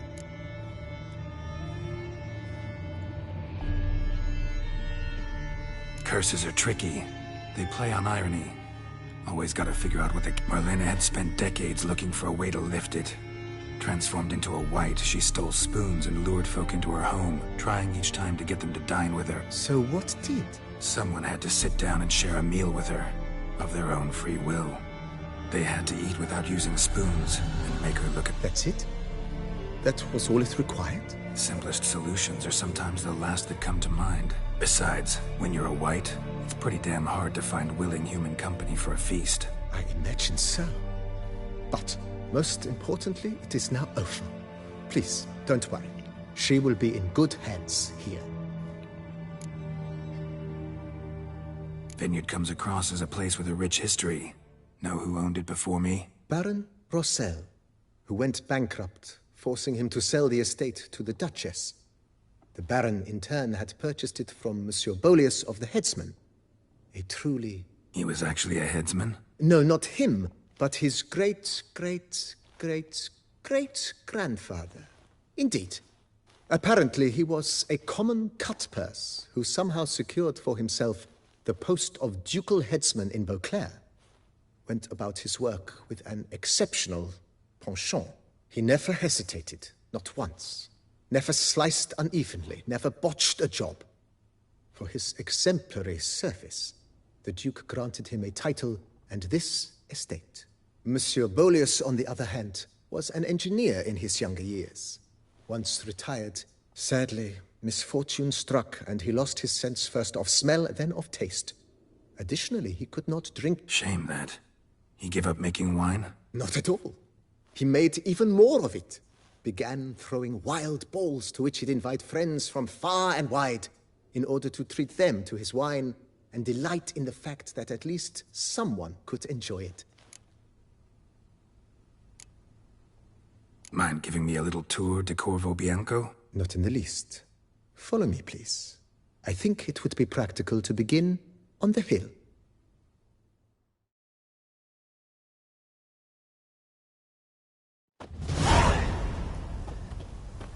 Behold, sir, your estate in all its splendor.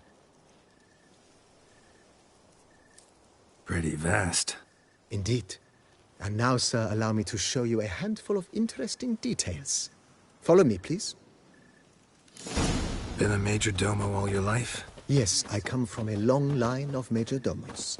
My father was a major domo, as was my grandfather before him, as was my great-aunt.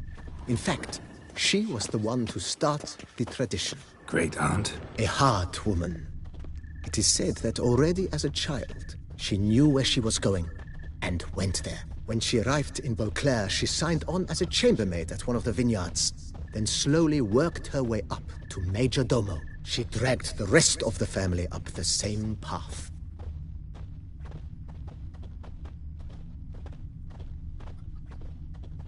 The servants' quarters. I occupy the green home. With the Duchess's permission, I have hired a full staff. Their salaries to be paid from the ducal treasury. Nice of her. Not the most sightly part of the estate, I admit. But I think it's worthwhile for you as master of the domain to know where the help stays.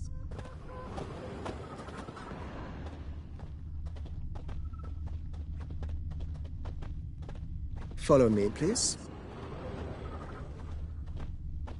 Baron Rossel ordered the vines in this part of the estate uprooted and olive groves planted in their place. They look beautiful, especially come spring. Don't look at all bad now, either.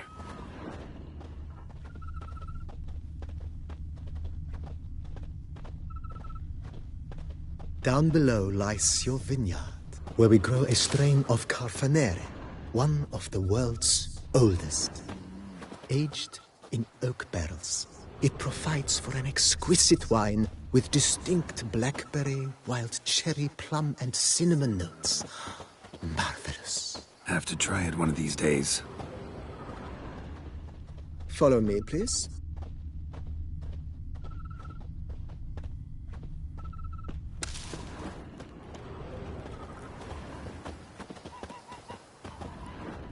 Nice well. Picturesque. Yes, though it ran dry long ago.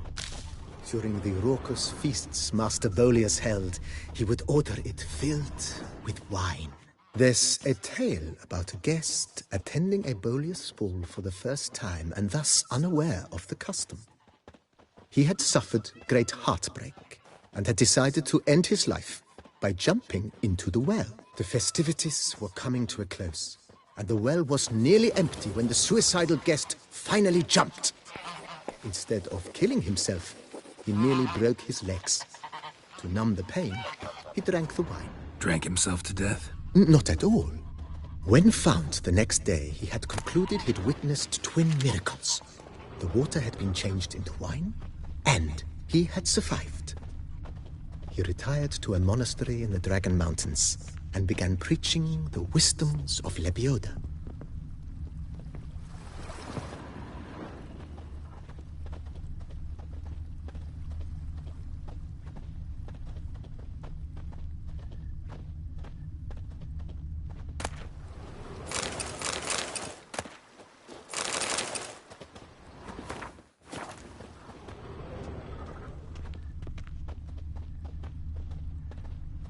Monsieur Bolius' wife Nina kept a garden here. A supremely lovely place it was. Bit neglected now. I agree. Yet nothing stands in the way of restoring it to its former glory, and once again planting it with herbs and other vegetation.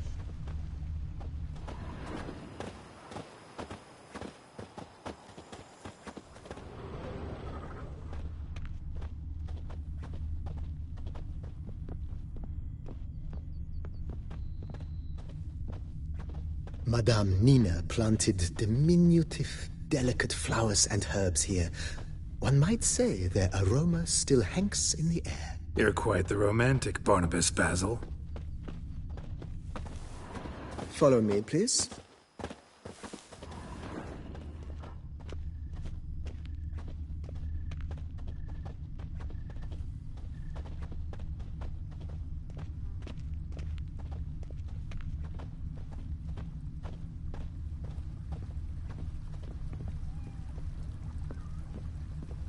Follow me, please.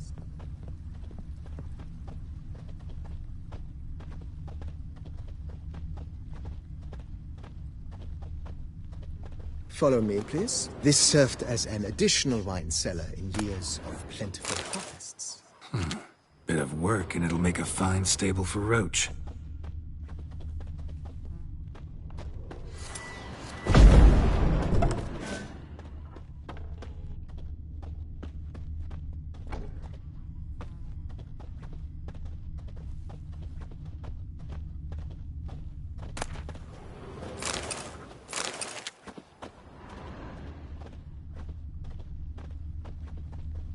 The cellars, voila. During Monsieur Bolis's time, wine was kept here, but Baron Rossel used it to store olive oil as well. I took the liberty of cleaning up the mess, which I made while fighting the Bruxa. Thanks, Barnabas Basil. Appreciate it.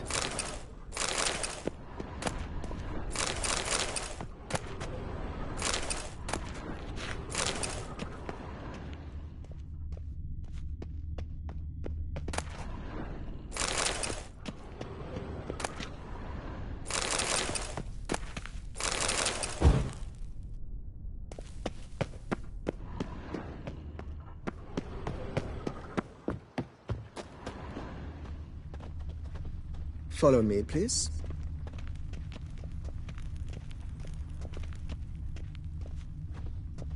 As you can see, the facade is, how to put it, slightly stained.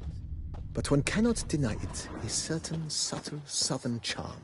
True, though it could use a bit of subtle paint. Follow me, please.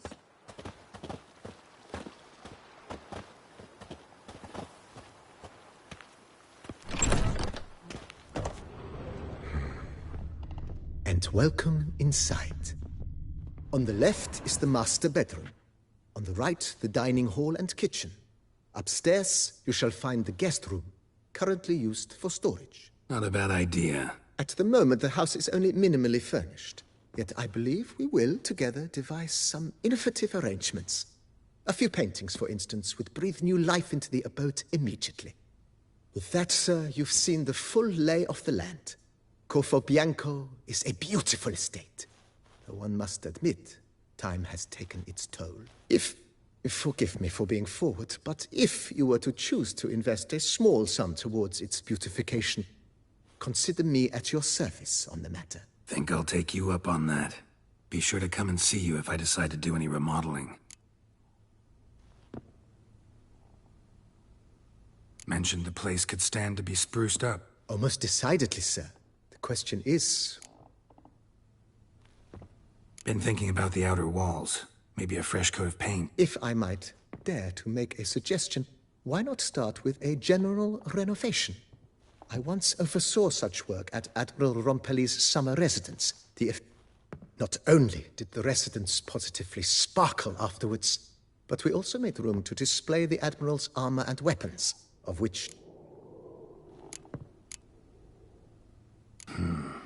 Need to think it over some. I understand, of course. As the venerable Lady Eve Knibley would so quaintly put it, the rash... That's all for now, BB. Thanks.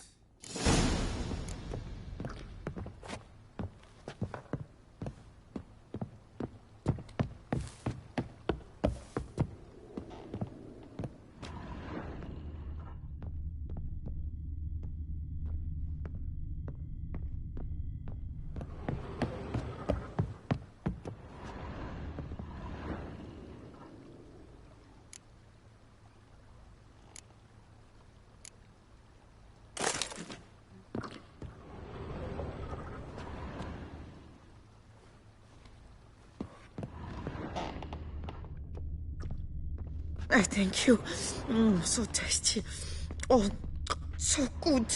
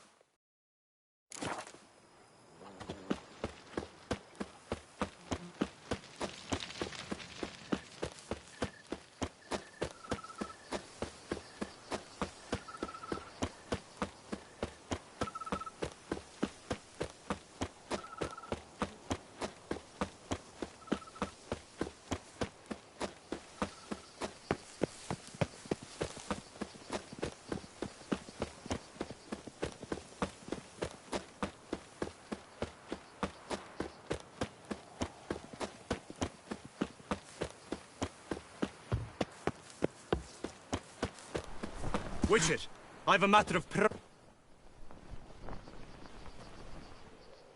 Your wound. Feeling better? It's healing splendidly, though I am to avoid trouble for some time. To be frank, that is precisely why I wish to speak with you. Want me to stand in for you?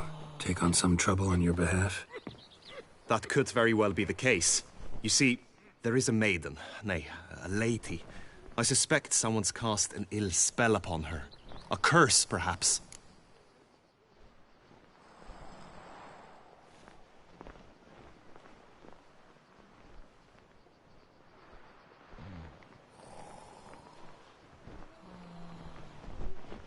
What makes you think she might be cursed?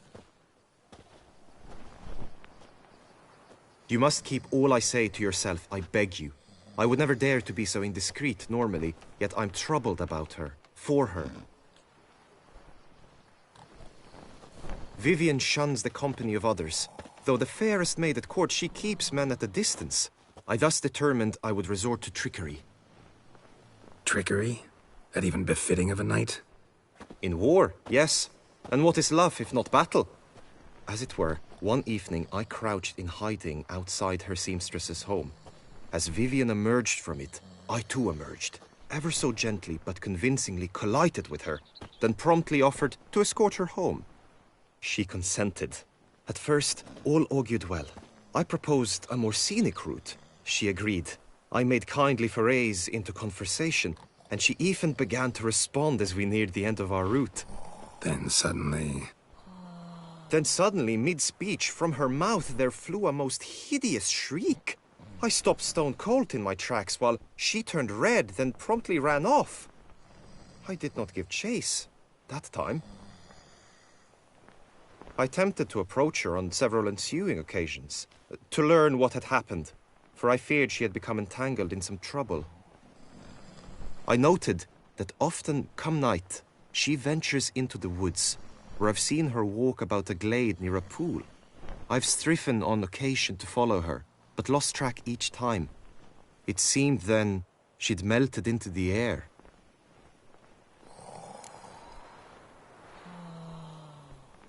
tell me more about Vivian. Who is she? What's her story? She's Her Enlightened Highness's lady-in-waiting. Her mother was a lady-in-waiting, her father a knight. That is all I've learnt, for the Duchessa grows angry when asked about her. Vivian spends her days within the palace walls. Yet we are in luck, for she has been named the tourney's patroness this year. Thus, each participant will be granted an audience with her. Got a problem then. See, I'm not a participant. I've devised a solution already. You shall take my place in the lists and thus gain the chance to speak to her. I was looking forward to winning the tourney, very much so. Yet for Vivian, I am prepared to sacrifice anything.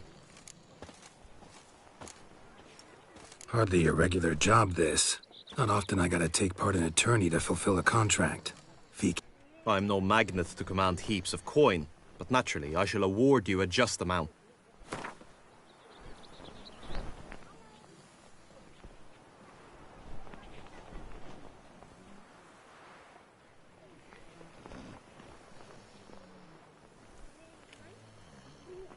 I have comrades I can ask. They would surely lend me coin, yet even that would not be enough. I have comrades I can ask. They would surely lend me coin, yet even that would not be enough. Could you not lower... I have comrades I can ask.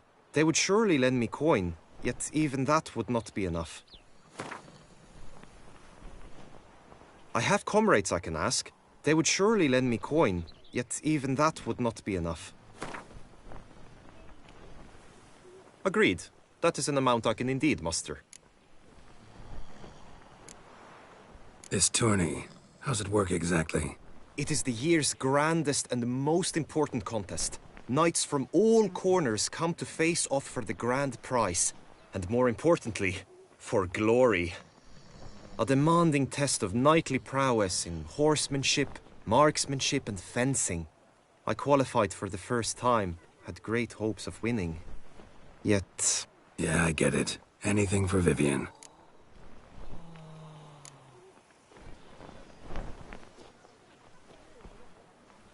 Fine, I'll look into it. Gotta admit, piqued my curiosity. I shall be forever in your debt. Now, we must ensure you are not eliminated from the tourney before you can meet Vivian. Meaning? Could you show me how you shoot, ride and fight, perchance? And you must learn the tourney rules, know how to apply them in practice. I did not mean to suggest I doubt your abilities. Everyone must train, even a witcher. Besides, the tourney contests must surely differ, require skills you don't usually apply, races above all. The choice is yours. Where shall we start?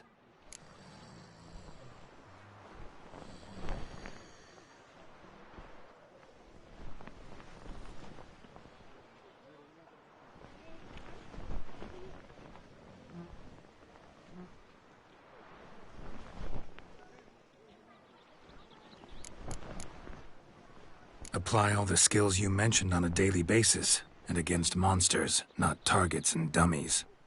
Don't need any training. Going straight to the tourney grounds to sign up. Go to the inscription tent. Honor and glory are all true and good, but the scrolls must be in order. Summoning a witcher? Was it truly necessary? And our knights?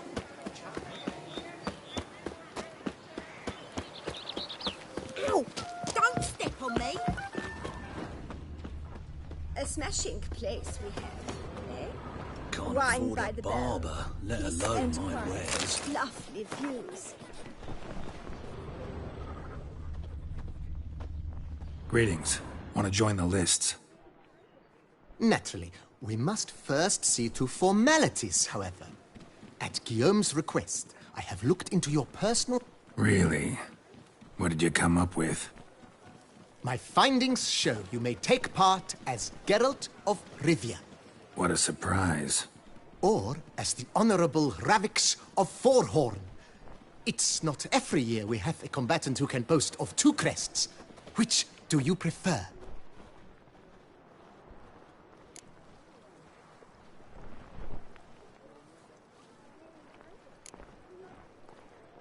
I'm Geralt, not about to fight under a false name.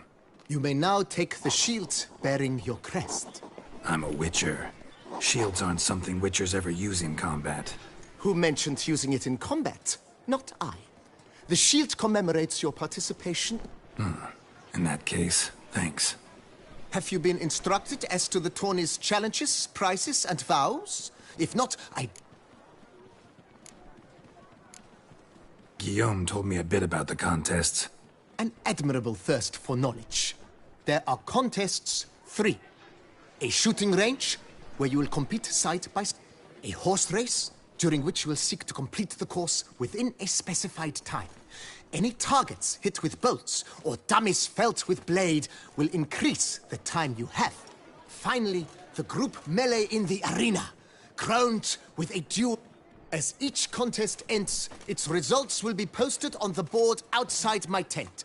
This way, all will be apprised of who leads at any given moment. Convenient.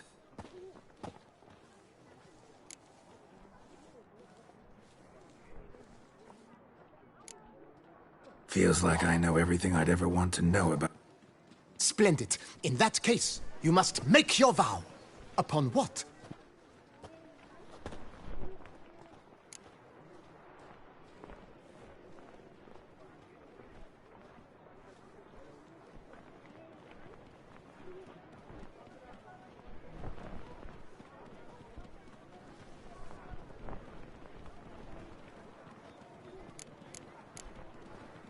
Don't feel like making a vow.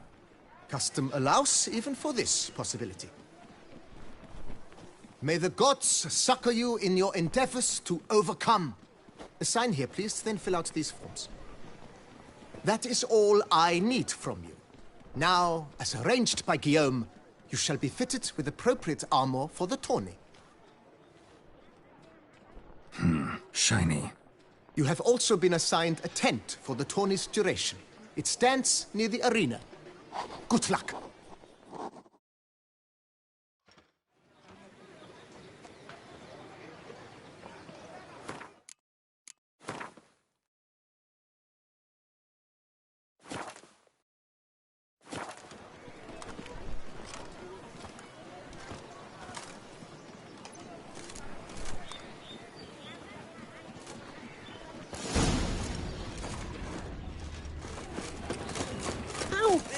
Fried hamburger clams!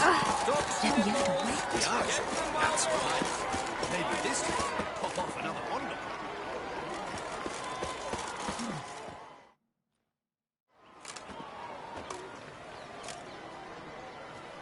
Geralt, well, I'll be... Have you decided to turn knight-errant? All jesting aside, here on a job. You in the 22? Am I? Ha! I shall square off against Renfan of Atre.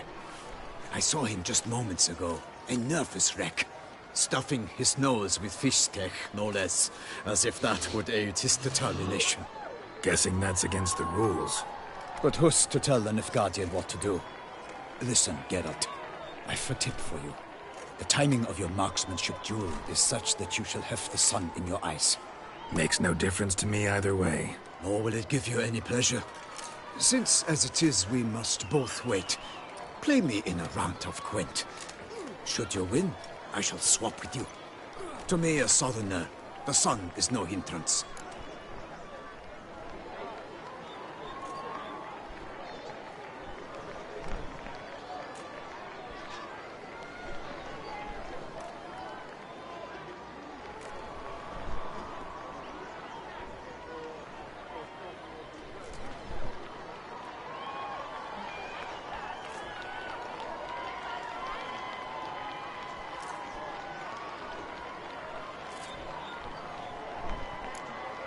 Never turned down a round of...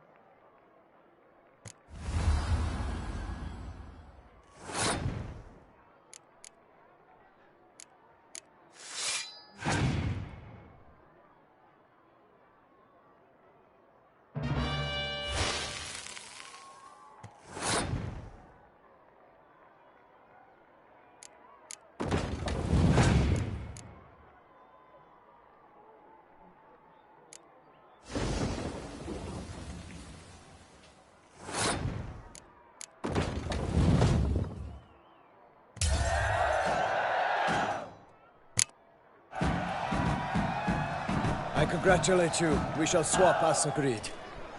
We've passed the time rather nicely. Lady Vivian should appear forthwith. Good luck.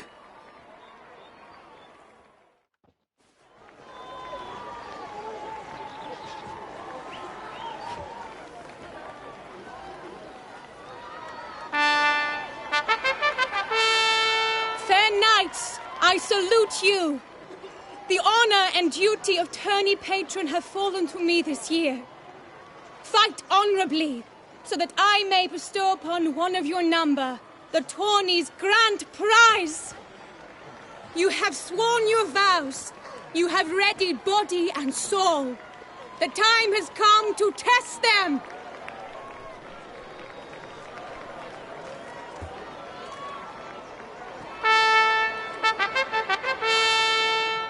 Behold Horm Akispark of the Mechtian royal line. His name's quite the mouthful, a true challenge to rhyme. His targets to be hit centrally and true are the ones in blue. Against him new blood, a knight unknown till now. Sir Geralt of Rivia, give us a bow. The targets he must with his quarrels thread are red. May the better man win.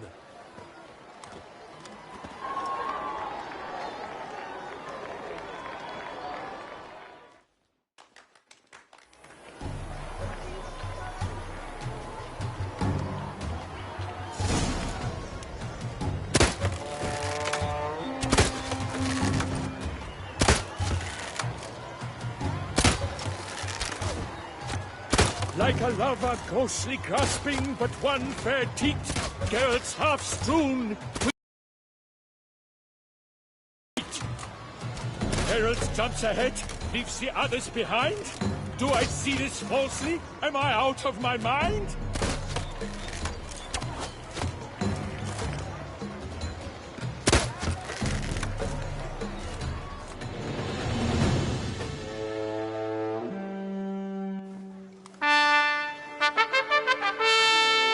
Sir Geralt of Rivia has trounced his foe, pounded him soundly, immersed him in woe.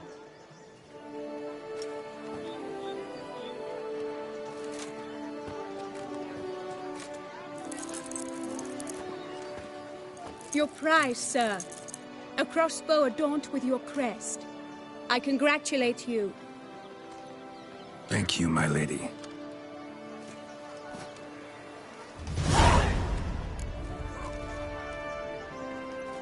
My medallion's vibrating strongly. Can only mean one thing. Magic. The explanation is disappointing, I'm afraid. The fragrance I use, it's mixed by a sorceress. To lose to an opponent such as you is a victory of its own. Accept my congratulations as well. Thanks.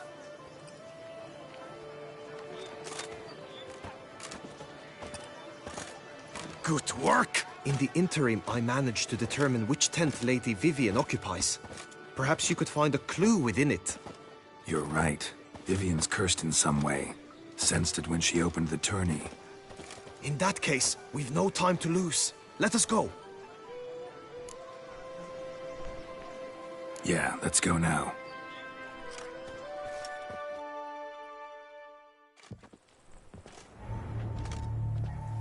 This is her tent.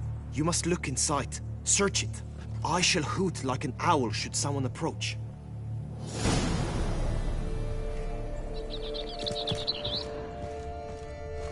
Claw marks, that's clear. Not sure what beast left them, just that it's big. Oh, fair Vivian. Jar of concealing ointment. Powerful magic at work here. Like a thread of scarlet. Thy two breasts. Clothing's all dark green and yellow. Seems Yen's not the only one with a fixed color scheme.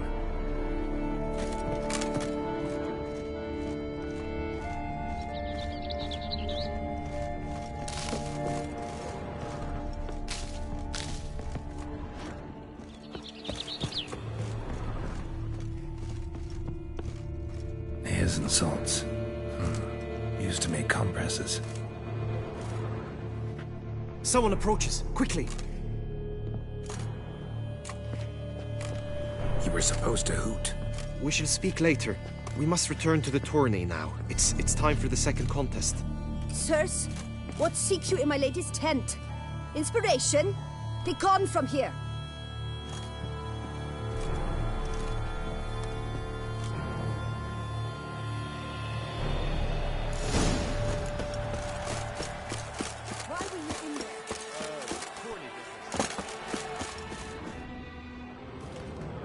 Behold, gallant knights and ladies decorous, gaze at the host assembled before us.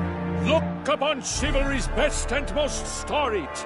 Come from far lands, here to seek glory. Hear now their names as I shout them aloud.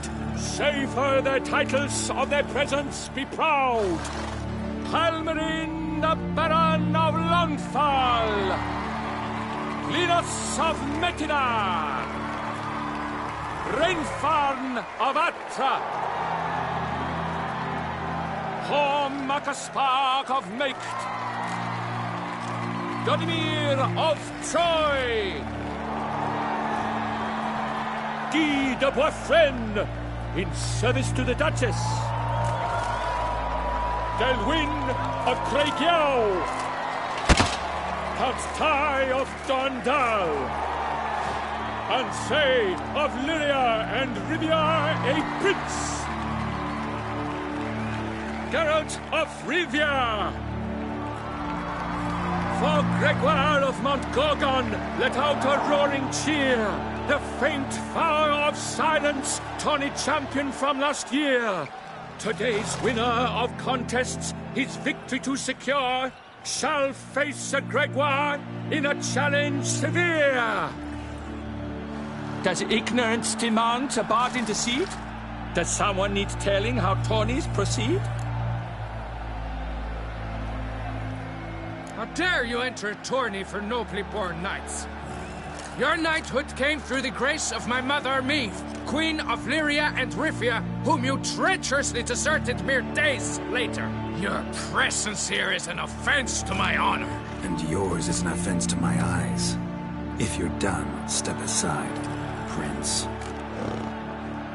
The tourney's protector, the mate Vivian. Her beauty entrances both beasts and men. My heart's greetings, dear knights. May my grace guide you and show you the path of honor, valor, and glory. Accept my wishes of good fortune, sir, and devote all your strength to the tourney, and only it. The time has come for you, Sir Knight. Mount your steed. Swift be your flight. Ladies and gentlemen of lineage illustrious, soon steeds shall swarm like ants most industrious. To beat time's passage they'll ride like the gale. What a sight to behold, what a lark, what a tale!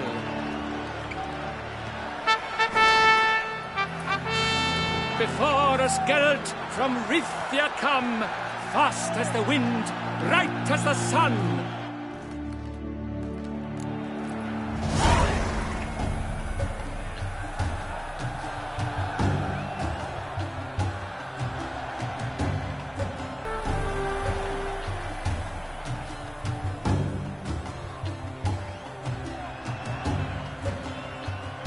Go, go. And he's up!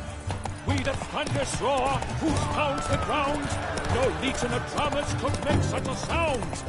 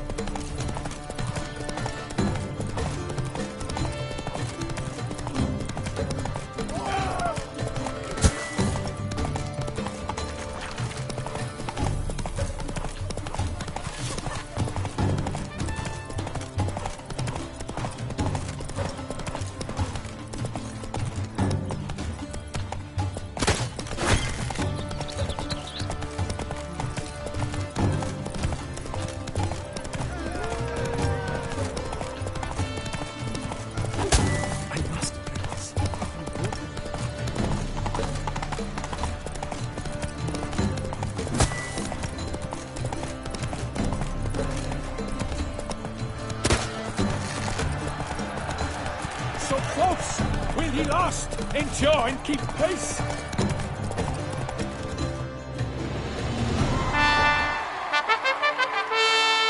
A race of such style, such grace, such speed. To watch was to honor our entrance. Praise each fair night. We shall feast from eve till dawn's first light. The finest of wine and food shall be served. If you've blood in your veins, come collect what's deserved. I congratulate you. Here, your prize. A saddle adorned with your crest. Many thanks. By the way, my mate saw a man with white hair sneak out of my tent. Would you know who it might have been? No idea. How juvenile.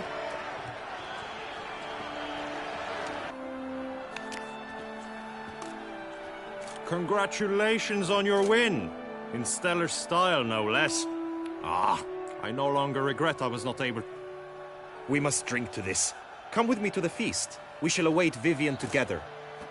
Lead the way.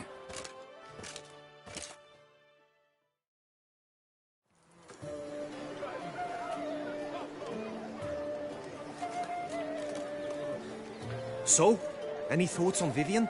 Her beauty's striking. That is not what I ask. Still too early to say anything I'd be willing to stand behind.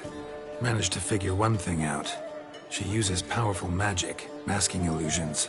Do you mean to say she might in truth look different than she seems? Only guessing right now. We've still some time before Vivian arrives. Let us drink.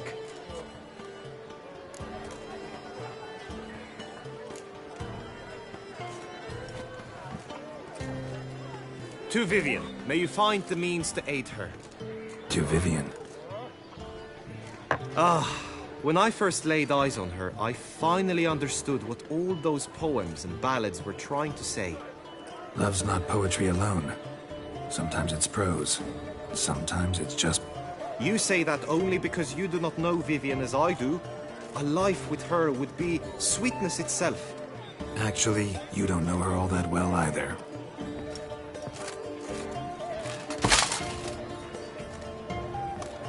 Your presence at this tourney is an affront to my honor.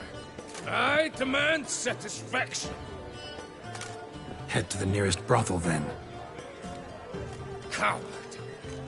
Mounted combat in the main arena. I challenge you.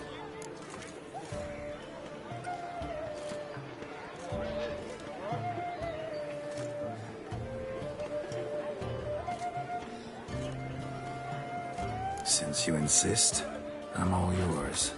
You shall bitterly regret deserting my mother's army once I'm done with you.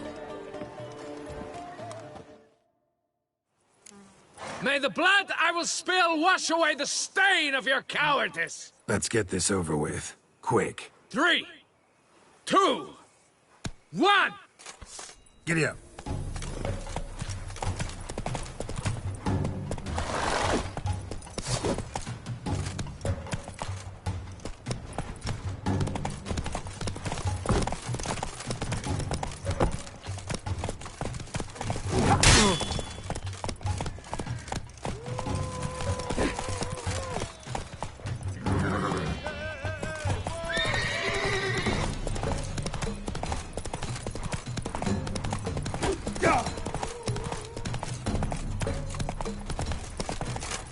Shut up and fight.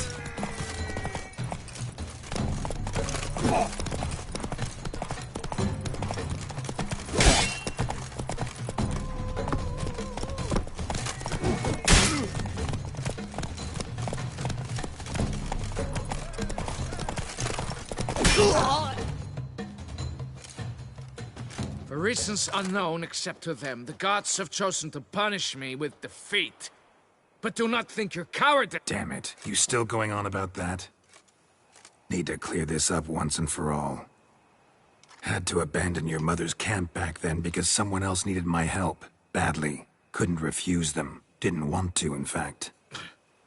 You mean to say you had a secret mission, set off to accomplish it, having vowed to tell no one of its nature, until you did? Something like that. Minus the vow. And, I'd still rather not divulge the nature of my secret mission. Can you accept that as justification? In agreeing to duel, you proved yourself a true knight. Thus, I accept your word as that of a man of honor. Glad to hear it. Now I got work to do.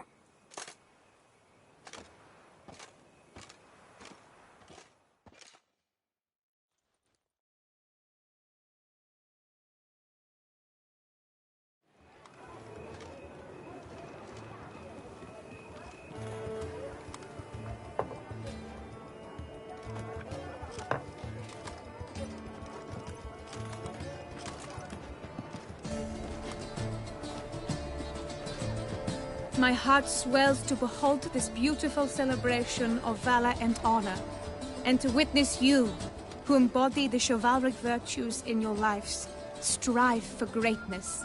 Yet, after a time of combat must come a time of peace and respite. Thus, I invite all who fought in the tourney to this feast held in your, and none other's, honor. And should any among you crave solitude, private tents await you nearby. The group melee shall take place on the morrow. Glory shall be within grasp for each and every one of you. The best among you shall have the honor to face our reigning champion, the famed Gregoire de Gourgon, victor of last year's tourney. Celebrate, make merry, revel as you will, yet be mindful of the trial that awaits you tomorrow.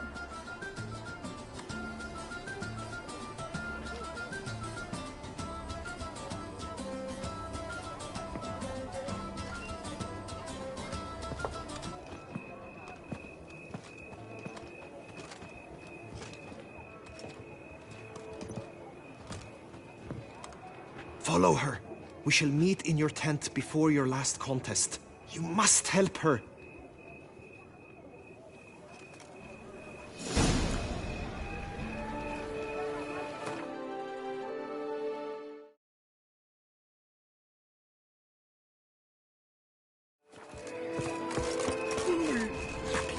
Wounds. That grey-domed scoundrel, ever seeking Lady Vivian.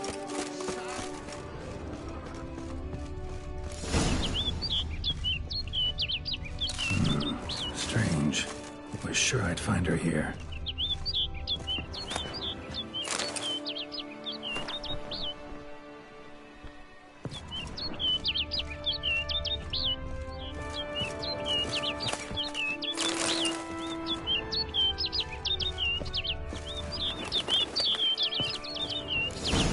Flew off. Worth going after.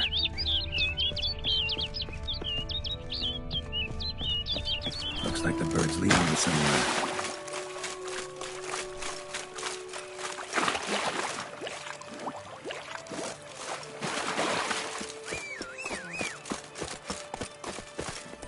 Go, go.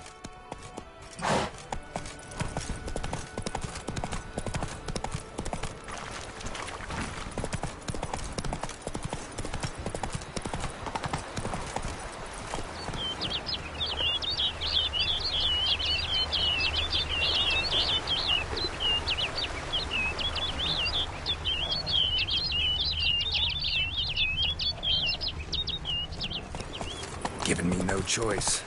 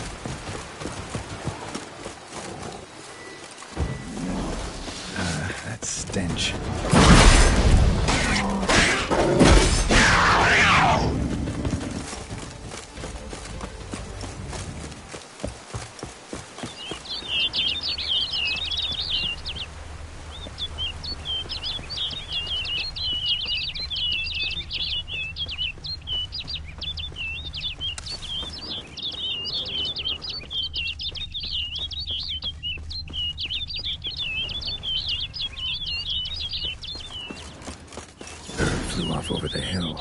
Might be quicker to pass through the cave.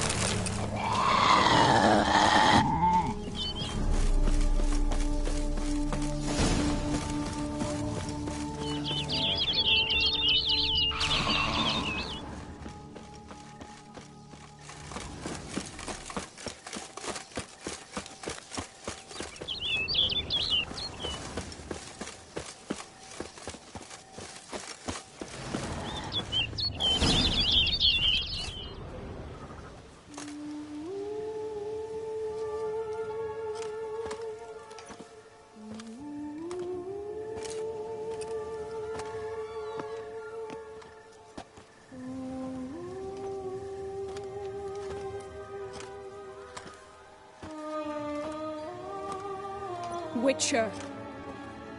Lady Vivian? Counted on me getting lost. I did. I thought you no different from the knights. Good at tourneys, hopeless in the face of true danger. Hear you come to this clearing often. This is where it all began. And as I was not able to evade you, save myself from you, then I want it done here. In this very spot. With no witnesses. Want what done? Why, you are a witcher. You were hired to kill me, were you not? Then do so, now. And do it quickly, I beg you. I shan't resist. Witchers only hunt monsters. And even then, not all. You're no monster.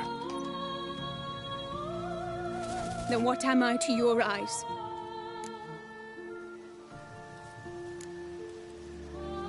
Most likely you've been cursed. Don't know who by or why yet, but hope to find that out soon. If you've no contract on my life, why take an interest at all? Did Guillaume put you up to it? Is that why? He wanted to help you. Asked me to do him a favor. Frankly, if I can do something for you, I'll do it, willingly. Why should I trust you? 'Cause the Duchess trusts me? 'Cause I'm a freak, too? 'Cause cases like yours are my bread and butter. Take your pick. You shall not turn on me. Use what I say against me.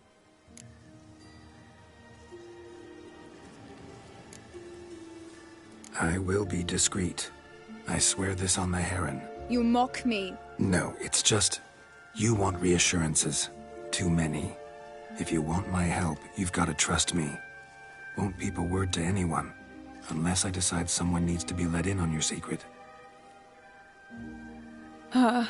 So be it. I shall tell you what my mama once told me. When she was with child, expecting me, she and my father spent much time together near the wood, here in this clearing. Mama loved to listen to the orioles sing. She would stroke her belly and say, "My daughter should be as beautiful as that bird. Such is my wish." But a creature dwelt in the wood who envied my parents their happiness. One day it appeared before them to say the whole wood belonged to it, and they had dared to delight in something that was not theirs. It demanded payment, and when my parents said that they had nothing, it claimed their unborn daughter as its own. What happened after that? Nothing at first. I came into the world a perfectly normal child, and my parents forgot that day's events. But 15 summers into my life, the curse began to show. Initially only when the moon was full, but now it's advanced so that even in daytime I must use magic ointment to mask its symptoms, to look normal.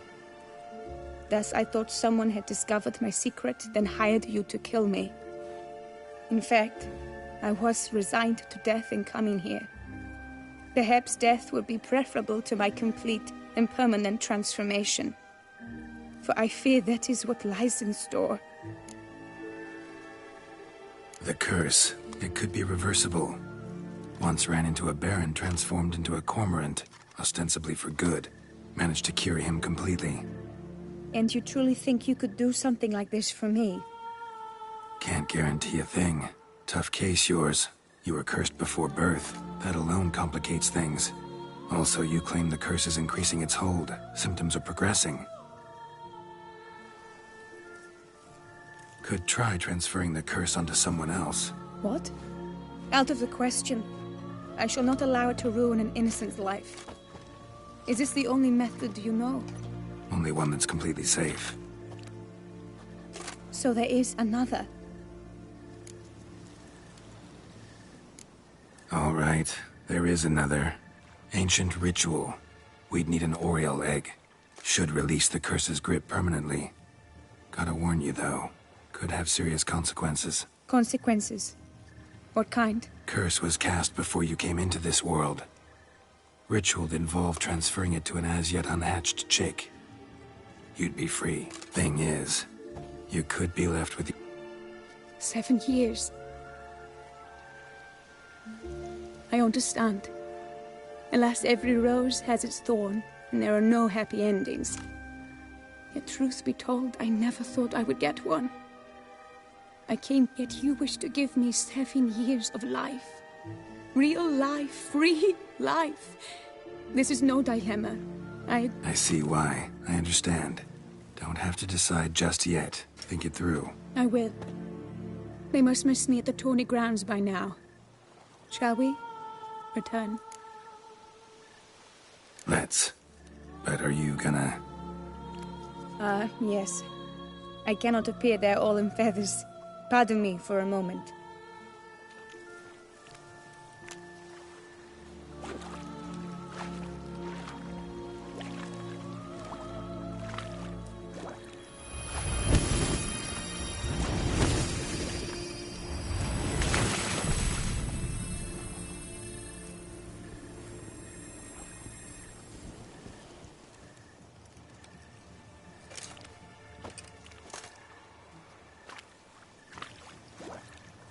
You can change at will? No, but I discovered the water of this pool helps. Its effects are brief, but I can always be sure of them. Interesting.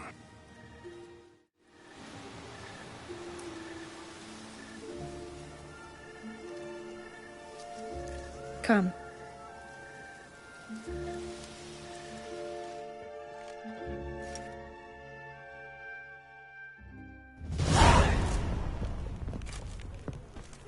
Did you learn anything? Yeah.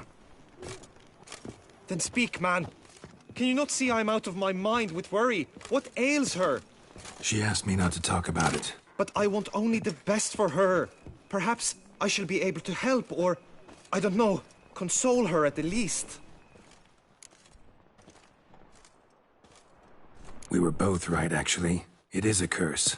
One that's transforming Vivian into a bird. Her condition's getting worse. Gods! A curse that is a worse affliction than disease. What now? Can you help her? That'll depend on her. I'll try if she asks me.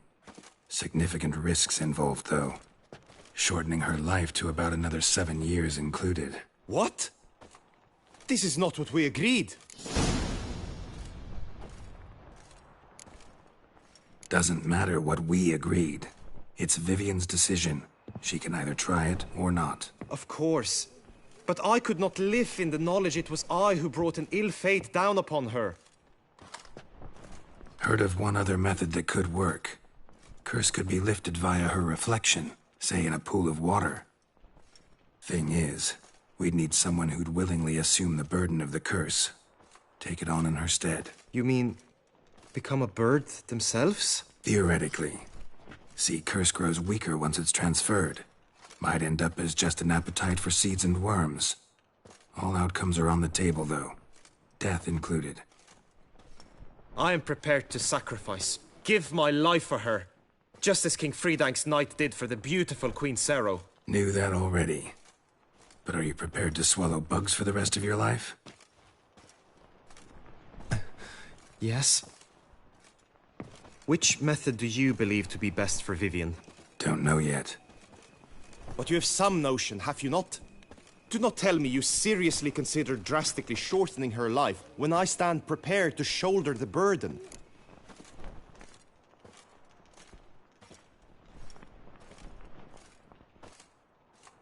Best route?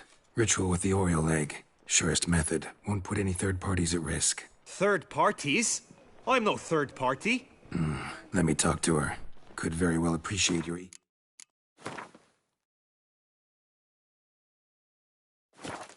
eagerness. Change her mind. But it'll have to be her decision. I'm counting on you, Witcher. And I'm content we finally know something. What now? We know all, so you need not see the tourney through. You could withdraw. True, I shall get an earful from the Herald should you fail to show for the last contest. But it's nothing I can't handle. So, what will it be?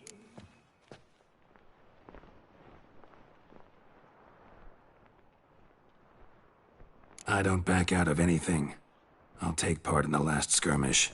Besides, Vivian will be busy till the tourney's end. Indeed. In that case, you must meet the other knights of your team. They await near the arena's entrance, by the training ground. Got it. Thanks.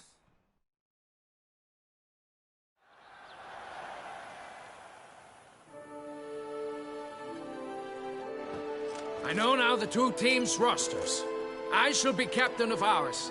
That means you shall do as I say for the duration of the fight. Is this clear?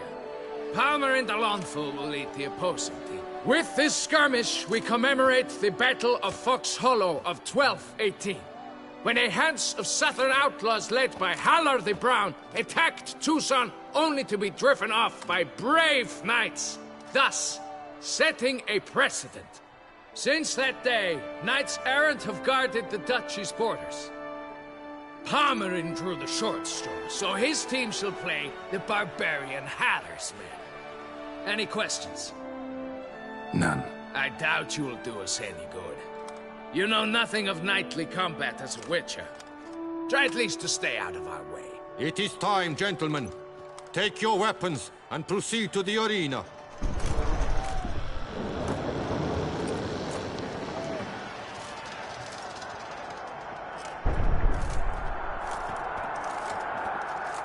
A cheer for the knights, the ladies, the lords. For our next entertainment, the teams shall cross swords. 2 rifle crews, 2 coteries shall fight full tilt till one drops to its knees. Who virtue ignores or lance blows unclean shall forever be branded as shameful, obscene. While the knights prepare, let me say I'm elated to behold such a crowd on edge, breath-baited. Whoever here wins the past champion shall face. All others must leave, heads bowed in disgrace.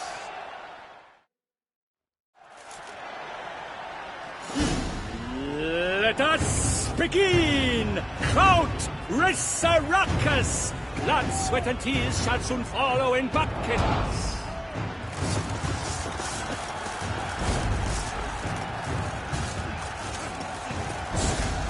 Attack! Attack!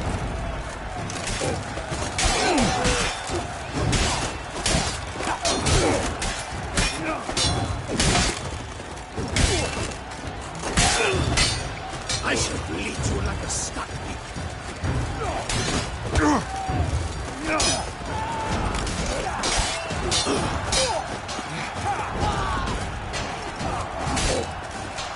Alone girl stands, alone he fights on, but inside does he weep for those who have gone.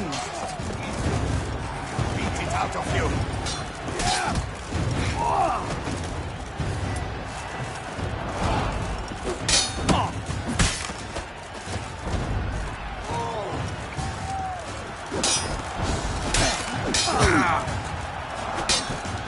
Cut! Slice! Damn it! Slash!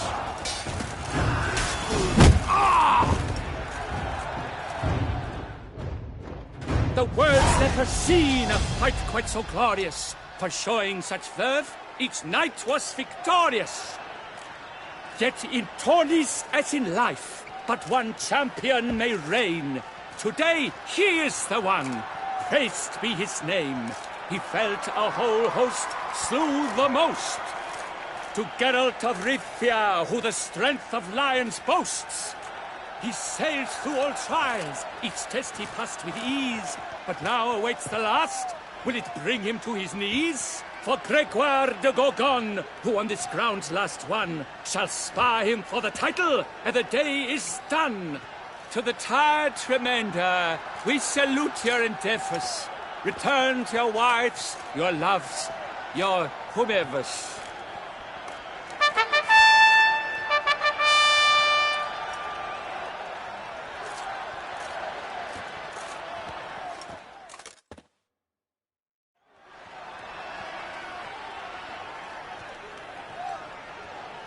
It is time.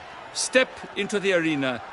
Should you suffer grievous harm during combat, have you any last wishes, any missives you wish passed to your loved ones? Thanks, I'm fine. The Witcher of Rivia, Geralt his name. Though aged be his visage, do not disdain. His locks, true, are white, but he was born to fight. Now entering the grounds, a titan of infamy, Gregoire de Gorgon, victor of last his tourney.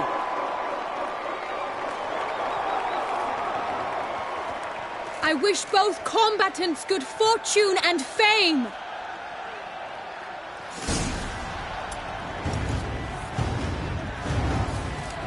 They seek the grounds, the titans lock stairs, ferocious and spry as wolves hunting hares.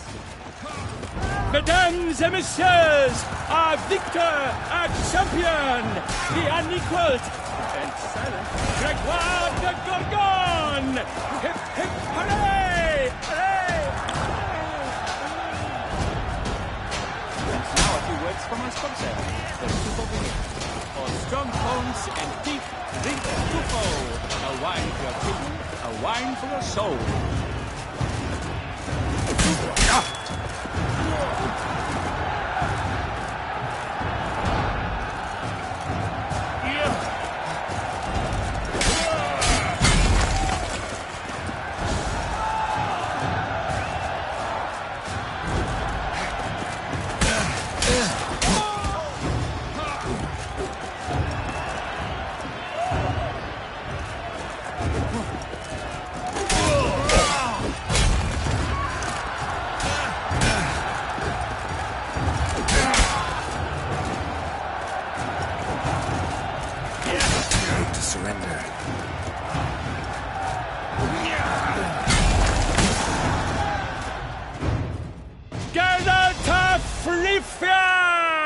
This year's champion! A sight to behold! He defeated Gregoire de Gorgon! Hail, Geralt! Herald! Herald! Herald!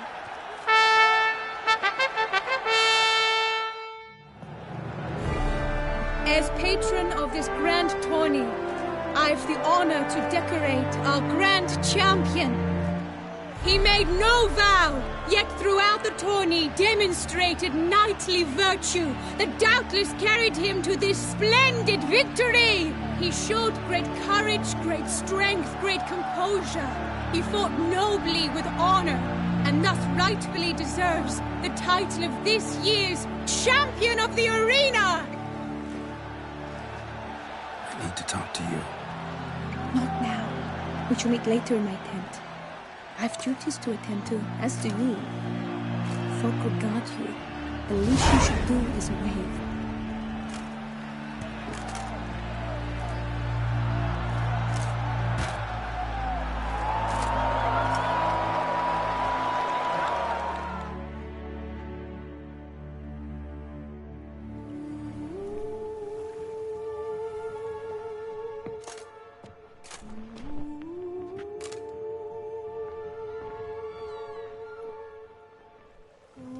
Greetings, my lady. Have you decided? I have. I stand by all I have said. I wish to endanger no one, and thus choose the method involving an egg. If it's to be the egg of an oriole, I know where to find one. There is a nest in my clearing. Might you explain the nature of the ritual? Its exact course? Sure. Want to tell you something, though. Think we should try the alternate method first. I was clear. It is out of the question. Let me finish. Second method's less than reliable. To put it simply, might work, might not. But it will. I shall save you, O lovely Vivian. Why are you here, sir? This is a private conversation. He's not your foe. Got good intentions. You guessed right. He hired me. But only because he wanted to help you. Be not angry, my lady. You no longer bear this burden alone. I know all. You told him? I know a curse afflicts you. A curse which grows more severe by the day. I understand how you feel. My aunt, Countess de Lawnful, once contracted a strange illness which ate away at her from the inside. She grew weaker by the day, the light fading from her eyes. I remember her saying the worst was not the pain, but losing mastery of her own body. She was so helpless. I fear you feel the same. The Witcher knows a way to lift the curse from you and let it rest on me. I wish to do this, to take it from you, Vivian. Why? Because I love you. I might have died in the arena. I sought to slay a Shaelmar for you. But now I see the fool I was. Now I see how I risked my life for no purpose. Yet, with this, I can truly do something for you. I do not wish to inflict this horror on anyone. You saw how it looks, Witcher. I turn to you as one elder and hopefully one wiser as well. Do you think this a good idea? Worth a try, as I see it. Original curse fell on an unborn child. Doubt it'll take hold as strongly when transferred to a full-grown man. You've now heard the expert opinion. Let us do this together, Vivian. Very well. I was prepared to die. Thus I am also prepared to attempt something mad. Now we must go to my pool in the woods, yes? Everything's agreed, so no point wasting any more time. Let's go.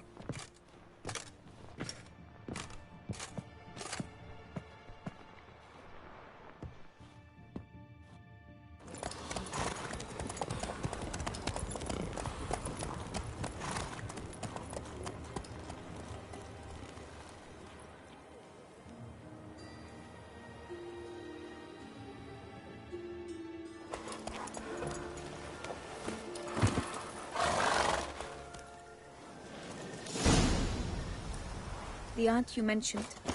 What became of her? She passed on. Die, beast!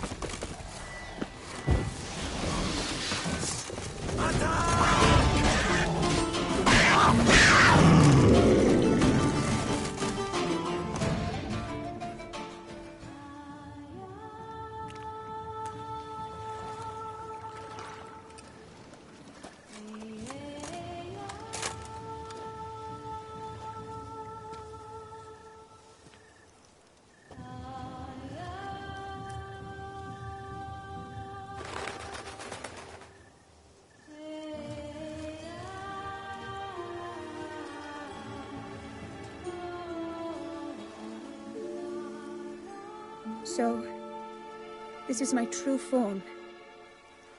It is not too late. You may still change your mind. It will bring no shame. My mind is made up. My resolve is firm. If you can handle it, so will I. You are beautiful to me, even as you stand now.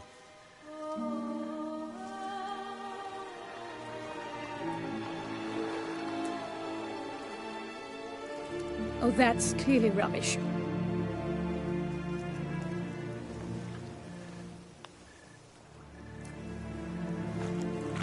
Shut your eyes, both of you, and don't move.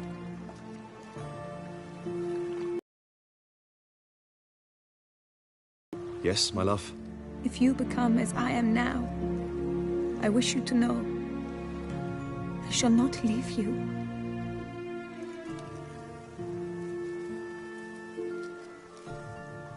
Picture yourselves reflected in a pool of water.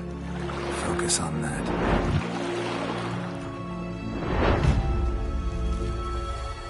Now, open your eyes.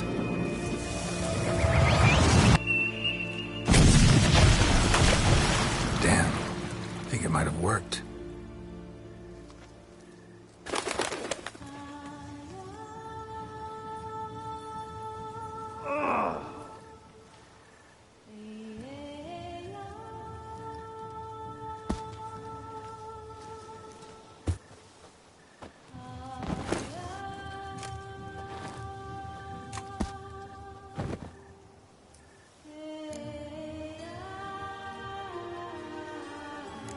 How do you feel? In general? You feel it change, Guillaume? I was struck hard, as if by a battering ram, but now I feel not at all different. Apart from a slight itch on my skin. Are you certain it worked? Yes, something happened, definitely. Must be an intersection beneath this pond. Powerful magic at work here. Look at Vivian.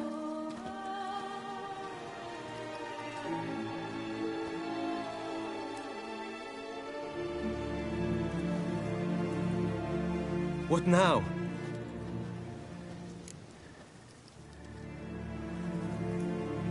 Now? Now you get to live together. Happily ever after. Still, watch yourselves carefully. Notice any troubling symptoms, find me. Naturally. I thank you, Geralt. Oh, and your payment. At last! I've so much to make up for. Court to attend, distant lands to see. Free at last, as a bird. Ha! I find you droll. I had not noticed before. But you will not fly away without me. That remains to be seen, I think. But I too must thank you, Witcher. Don't mention it. You take care, both.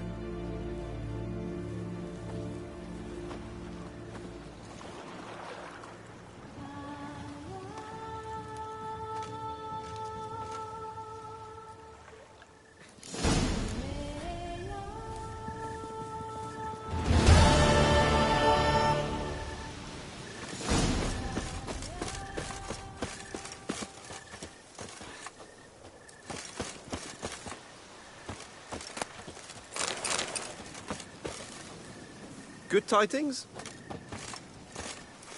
Greetings, Geralt.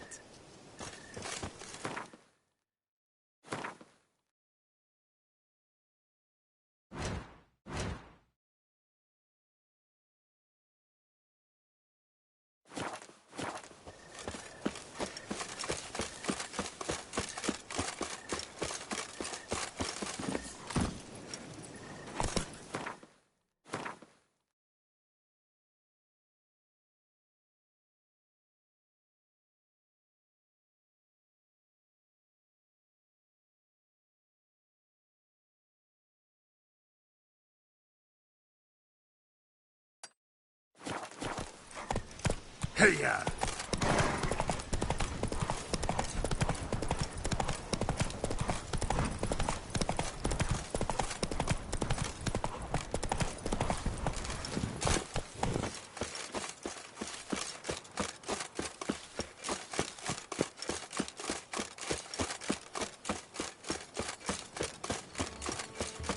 All is in order! Ah!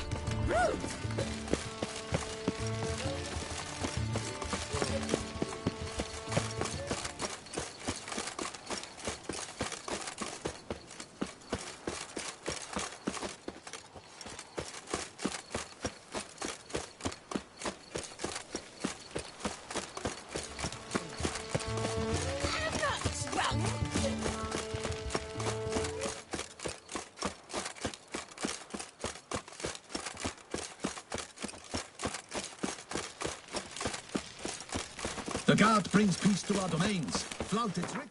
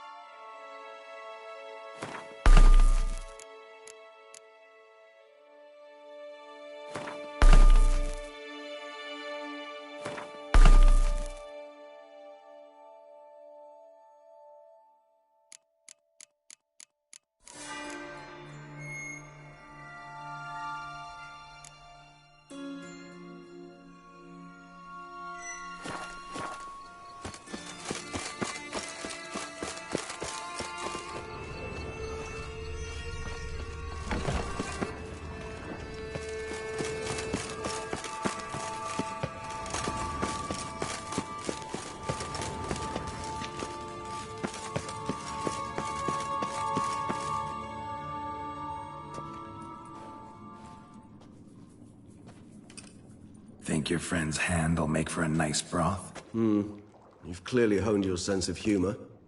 But we are not cannibals, Geralt. I took a fragment of tissue from the hand.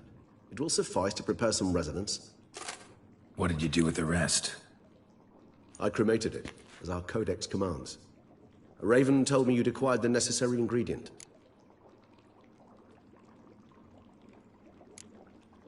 Pretty helpful creatures. Calling them often? I try not to overdo it. But they can be so useful. As they were now, when I merely needed to be sure I could arrive in time should things go sour. Managed fine alone, but thanks for the thought. Gonna need much longer to finish brewing resonance? Mentioned a last ingredient, too. What about that? That, I fear, might prove troublesome.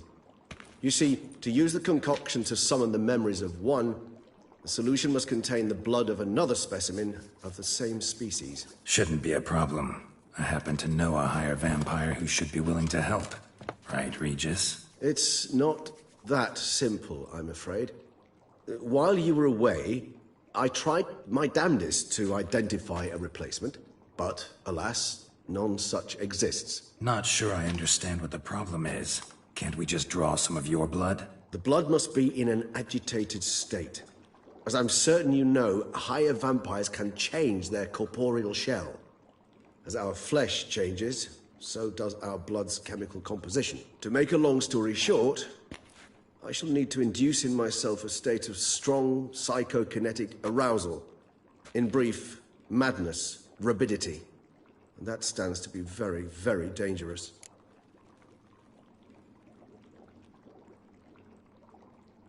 All right, so what do you want to do? We shall visit Tesha Mudna, an ancient vampire estate. There we will find cages suspended in the air. I will enter one, be confined. You will lure beasts there. Beasts you will then kill. The bloodletting should prove profuse. Abundant enough so that the blood scent will drive me mad. Wild.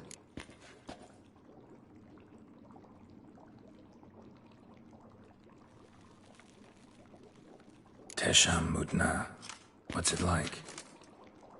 It is a place of torment. A torture chamber. Long ago, shortly after we'd arrived in this world, one among us named Kagmar developed such a taste and lust for human blood that in one night he could imbibe an entire village. This brought trouble on the entire species. Common folk wearied quickly of living in constant fear. They began to hunt us, seek the aid of mages and witches in tracking us down. So what? Not like they could ever hope to kill you. But they were bothersome. Forgive the comparison, but when did you last enjoy mosquitoes buzzing around your head? In any case, the other vampires decided something had to be done. Kagmar had to be caught and punished. A torture chamber was thus outfitted in the dungeons of Tesha Mudna. Inside it, a cage made entirely of a special alloy of silver, dalvinite, and meteorite steel. Kagmar was captured and locked in the cage. Sat there over 2 centuries, driven to fury time after time, never able to escape. Thus I know the cage will withstand the fury to which we shall drive my humble being.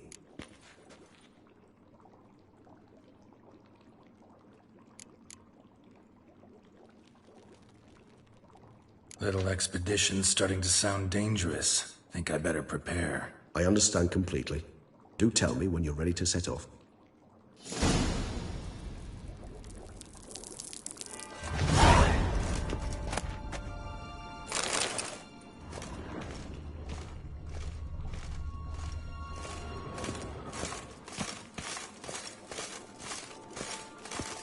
Regis. Ah, there you are. Martin? See no reason to dawdle. Tesham. In a moment. Just one last thing.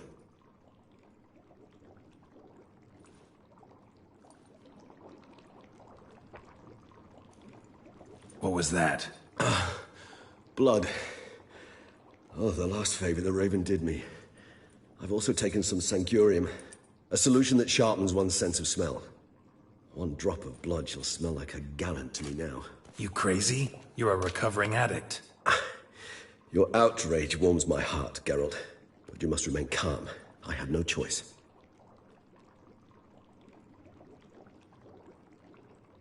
As things stand, the die is cast. High time we set off for Tesha Mudna. My head's spinning already, and you're starting to smell quite tasty. And you're starting to scare me.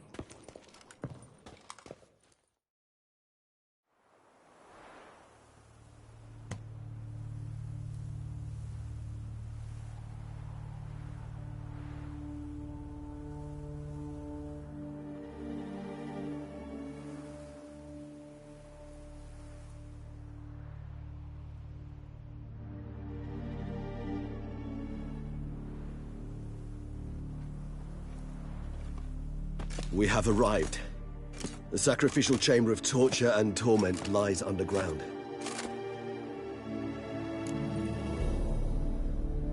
You lead.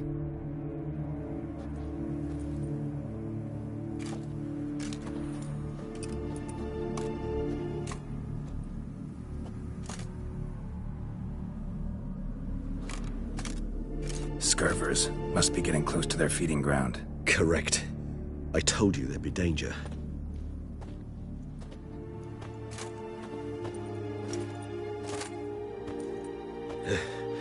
Beyond this wall lies an ancient vampire dungeon. Seen a lot of things in my time. Nothing quite like this, though. I feel honored. A man with such a wealth of experience, yet I'm about to show him something new. Now, to open it.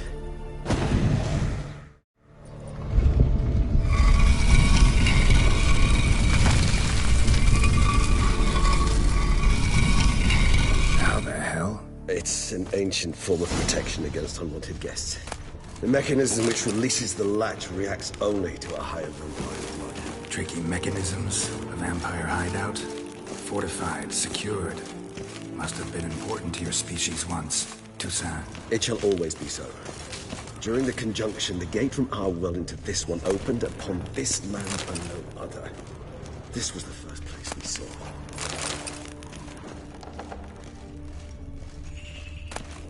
Human husbandry and care? This for real? The author observed humans, their behavior, over the many years he spent breeding. Morally suspect though it may be, it's a thorough survey of the topic. This place. There's evil here. Death hangs in the air. Yes. Great many beings have breathed their last here.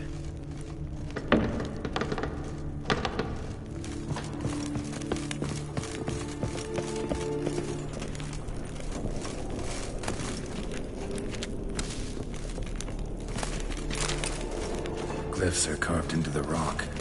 Coated with blood used to be. They mean something? They're emblems. Symbols of, what you would call tribes. Dispersed throughout the world after the conjunction.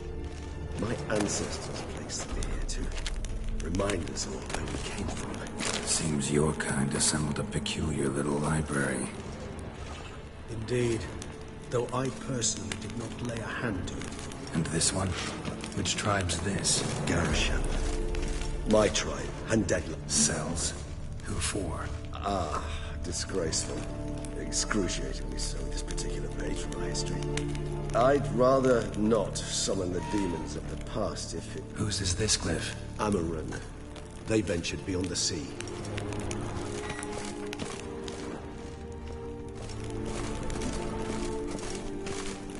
What's this symbol mean?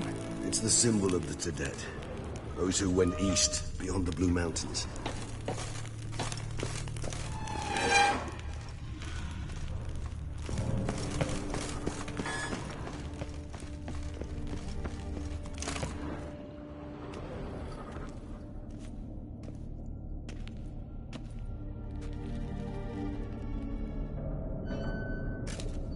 Charming place. But what are all those cages for? Mentioned one vampire being kept here. Yes, well, you see, humanitarians is something my ancestors were not. They concluded Kagmar would best be punished if he were tormented with the scent of blood he could not taste. Thus, they also kept humans here. Humans whose blood they slowly let. Kagmar ranted and raged in pain as those humans slowly bled to death. They treated them like livestock. Live bait. I'd like to be able to turn back time, deny it, but alas, I can do neither. Feel shame for my brethren. That is all I can do. Don't take it so hard. Nothing you could have done about it. Let's get to work. Well, that was awkward. Fine. I prepared the bait. Please be so kind and place it. Ideally at the tunnel entrances. The scent will spread most effectively then. Place the bait at the tunnel entrances. Monsters will catch its scent more quickly. When I think how these tunnels got here, send shivers. It was the natural order of things. The place reeked of death and it attracted necromancers.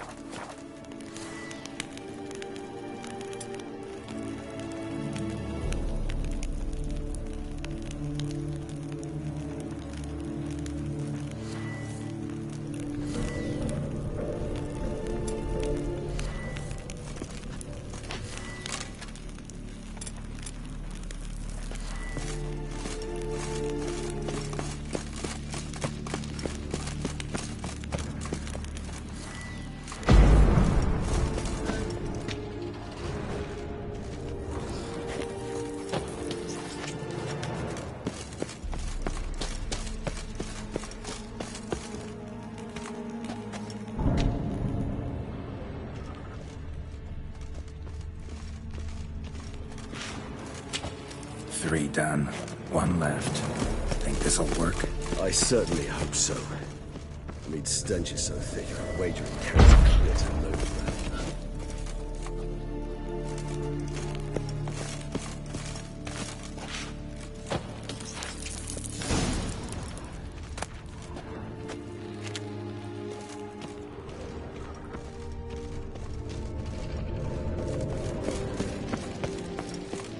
Bait set. What now? Maybe we need a safe word. You know, something we'll say when you can't take it anymore. And what did you do once I uttered it? Don't know. Calm you down. Somehow. Please, girl. You won't be able to. We must forge through this, that is all. We just smell the blood.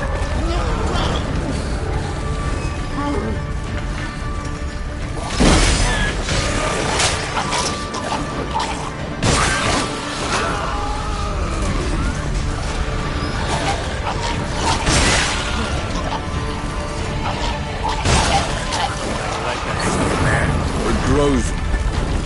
Yes. I shall overcome. Good, because I can hear more coming.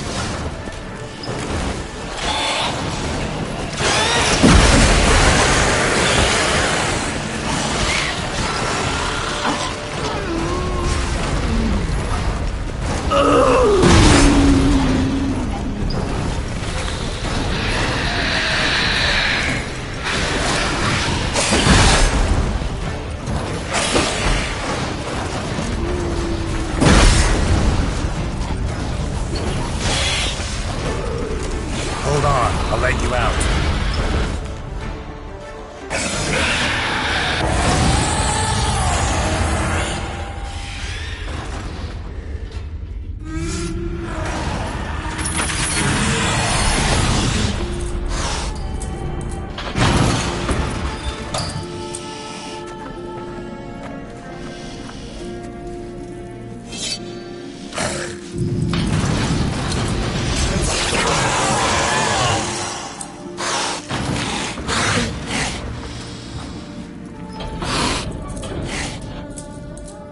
Need to hang on a little longer.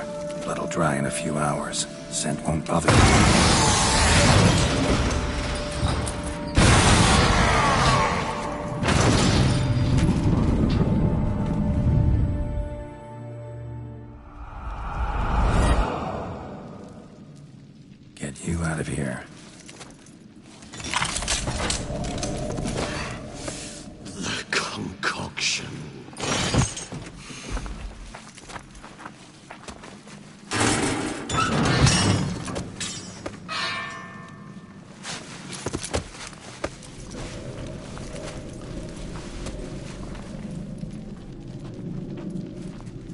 finish it in this state.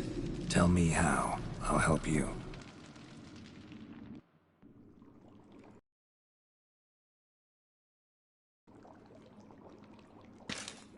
Any better?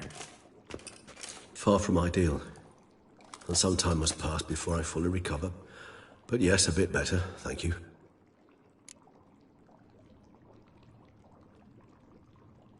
Resonance. It's ready. Are you certain you followed the formula? The proportions were exact, the brewing time precise. This is important, Geralt.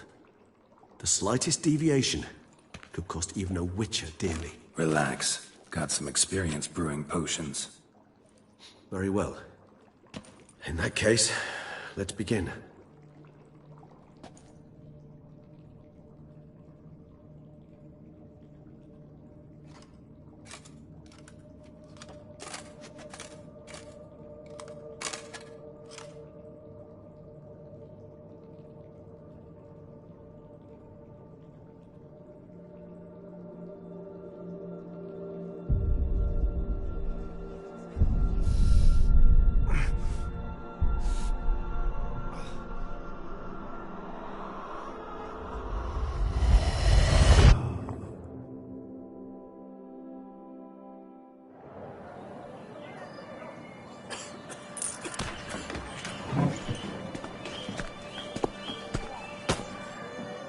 Excuse me. Actually, let me take a moment. You jumped the queue, sir. But Count, sir, you must understand. I've a meeting. Sir, Count, you were next. Please, take a seat. This gentleman was here first. Step down or you shall regret it. Ah, fails to realize he was your friend, Count.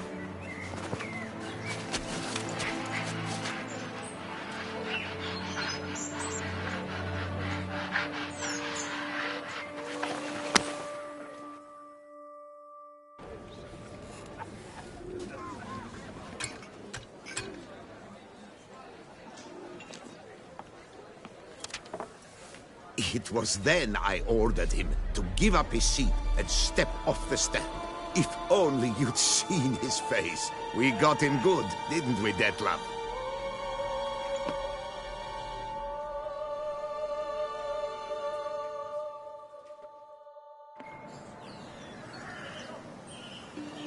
And then Mother insisted we buy the mill. Curious, eh?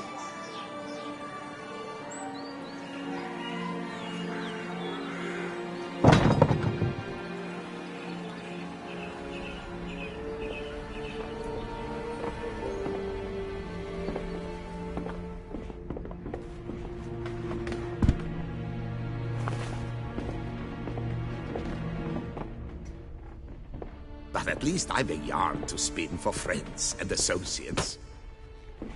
Forgive me. What?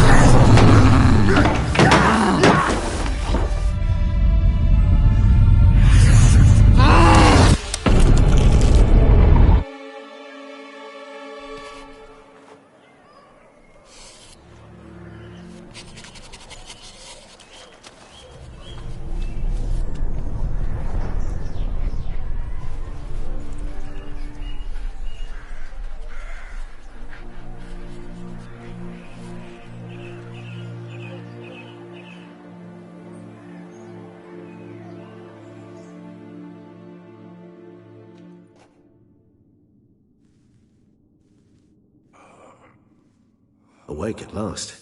You writhed like a squirrel caught in a snare. I'd begun to fear they were death throes, that you'd departed. Sure wasn't pleasant, but it worked. What did you see? Delacroix. His death did not come easy. Seems Detlef had made friends with him.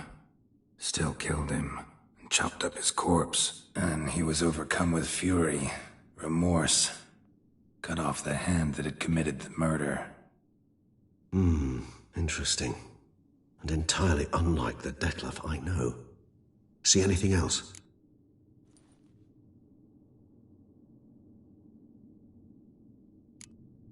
There was something.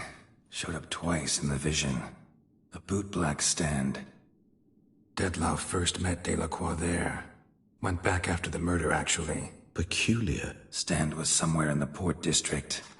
And the bootblack acted as if he knew Detlav. That would be even odder. Perhaps we should have a chat with the lad. Though I would expect no breakthroughs. It's our only lead. I'll go talk to him. Coming with. I shall join you later if it's no trouble.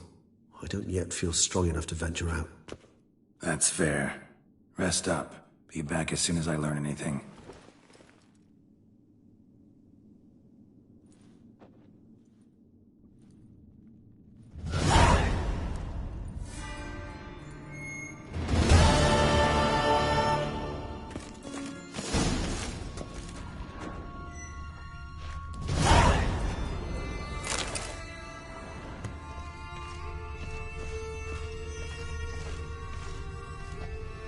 Not now, Geralt. I cannot move a step without your assistance.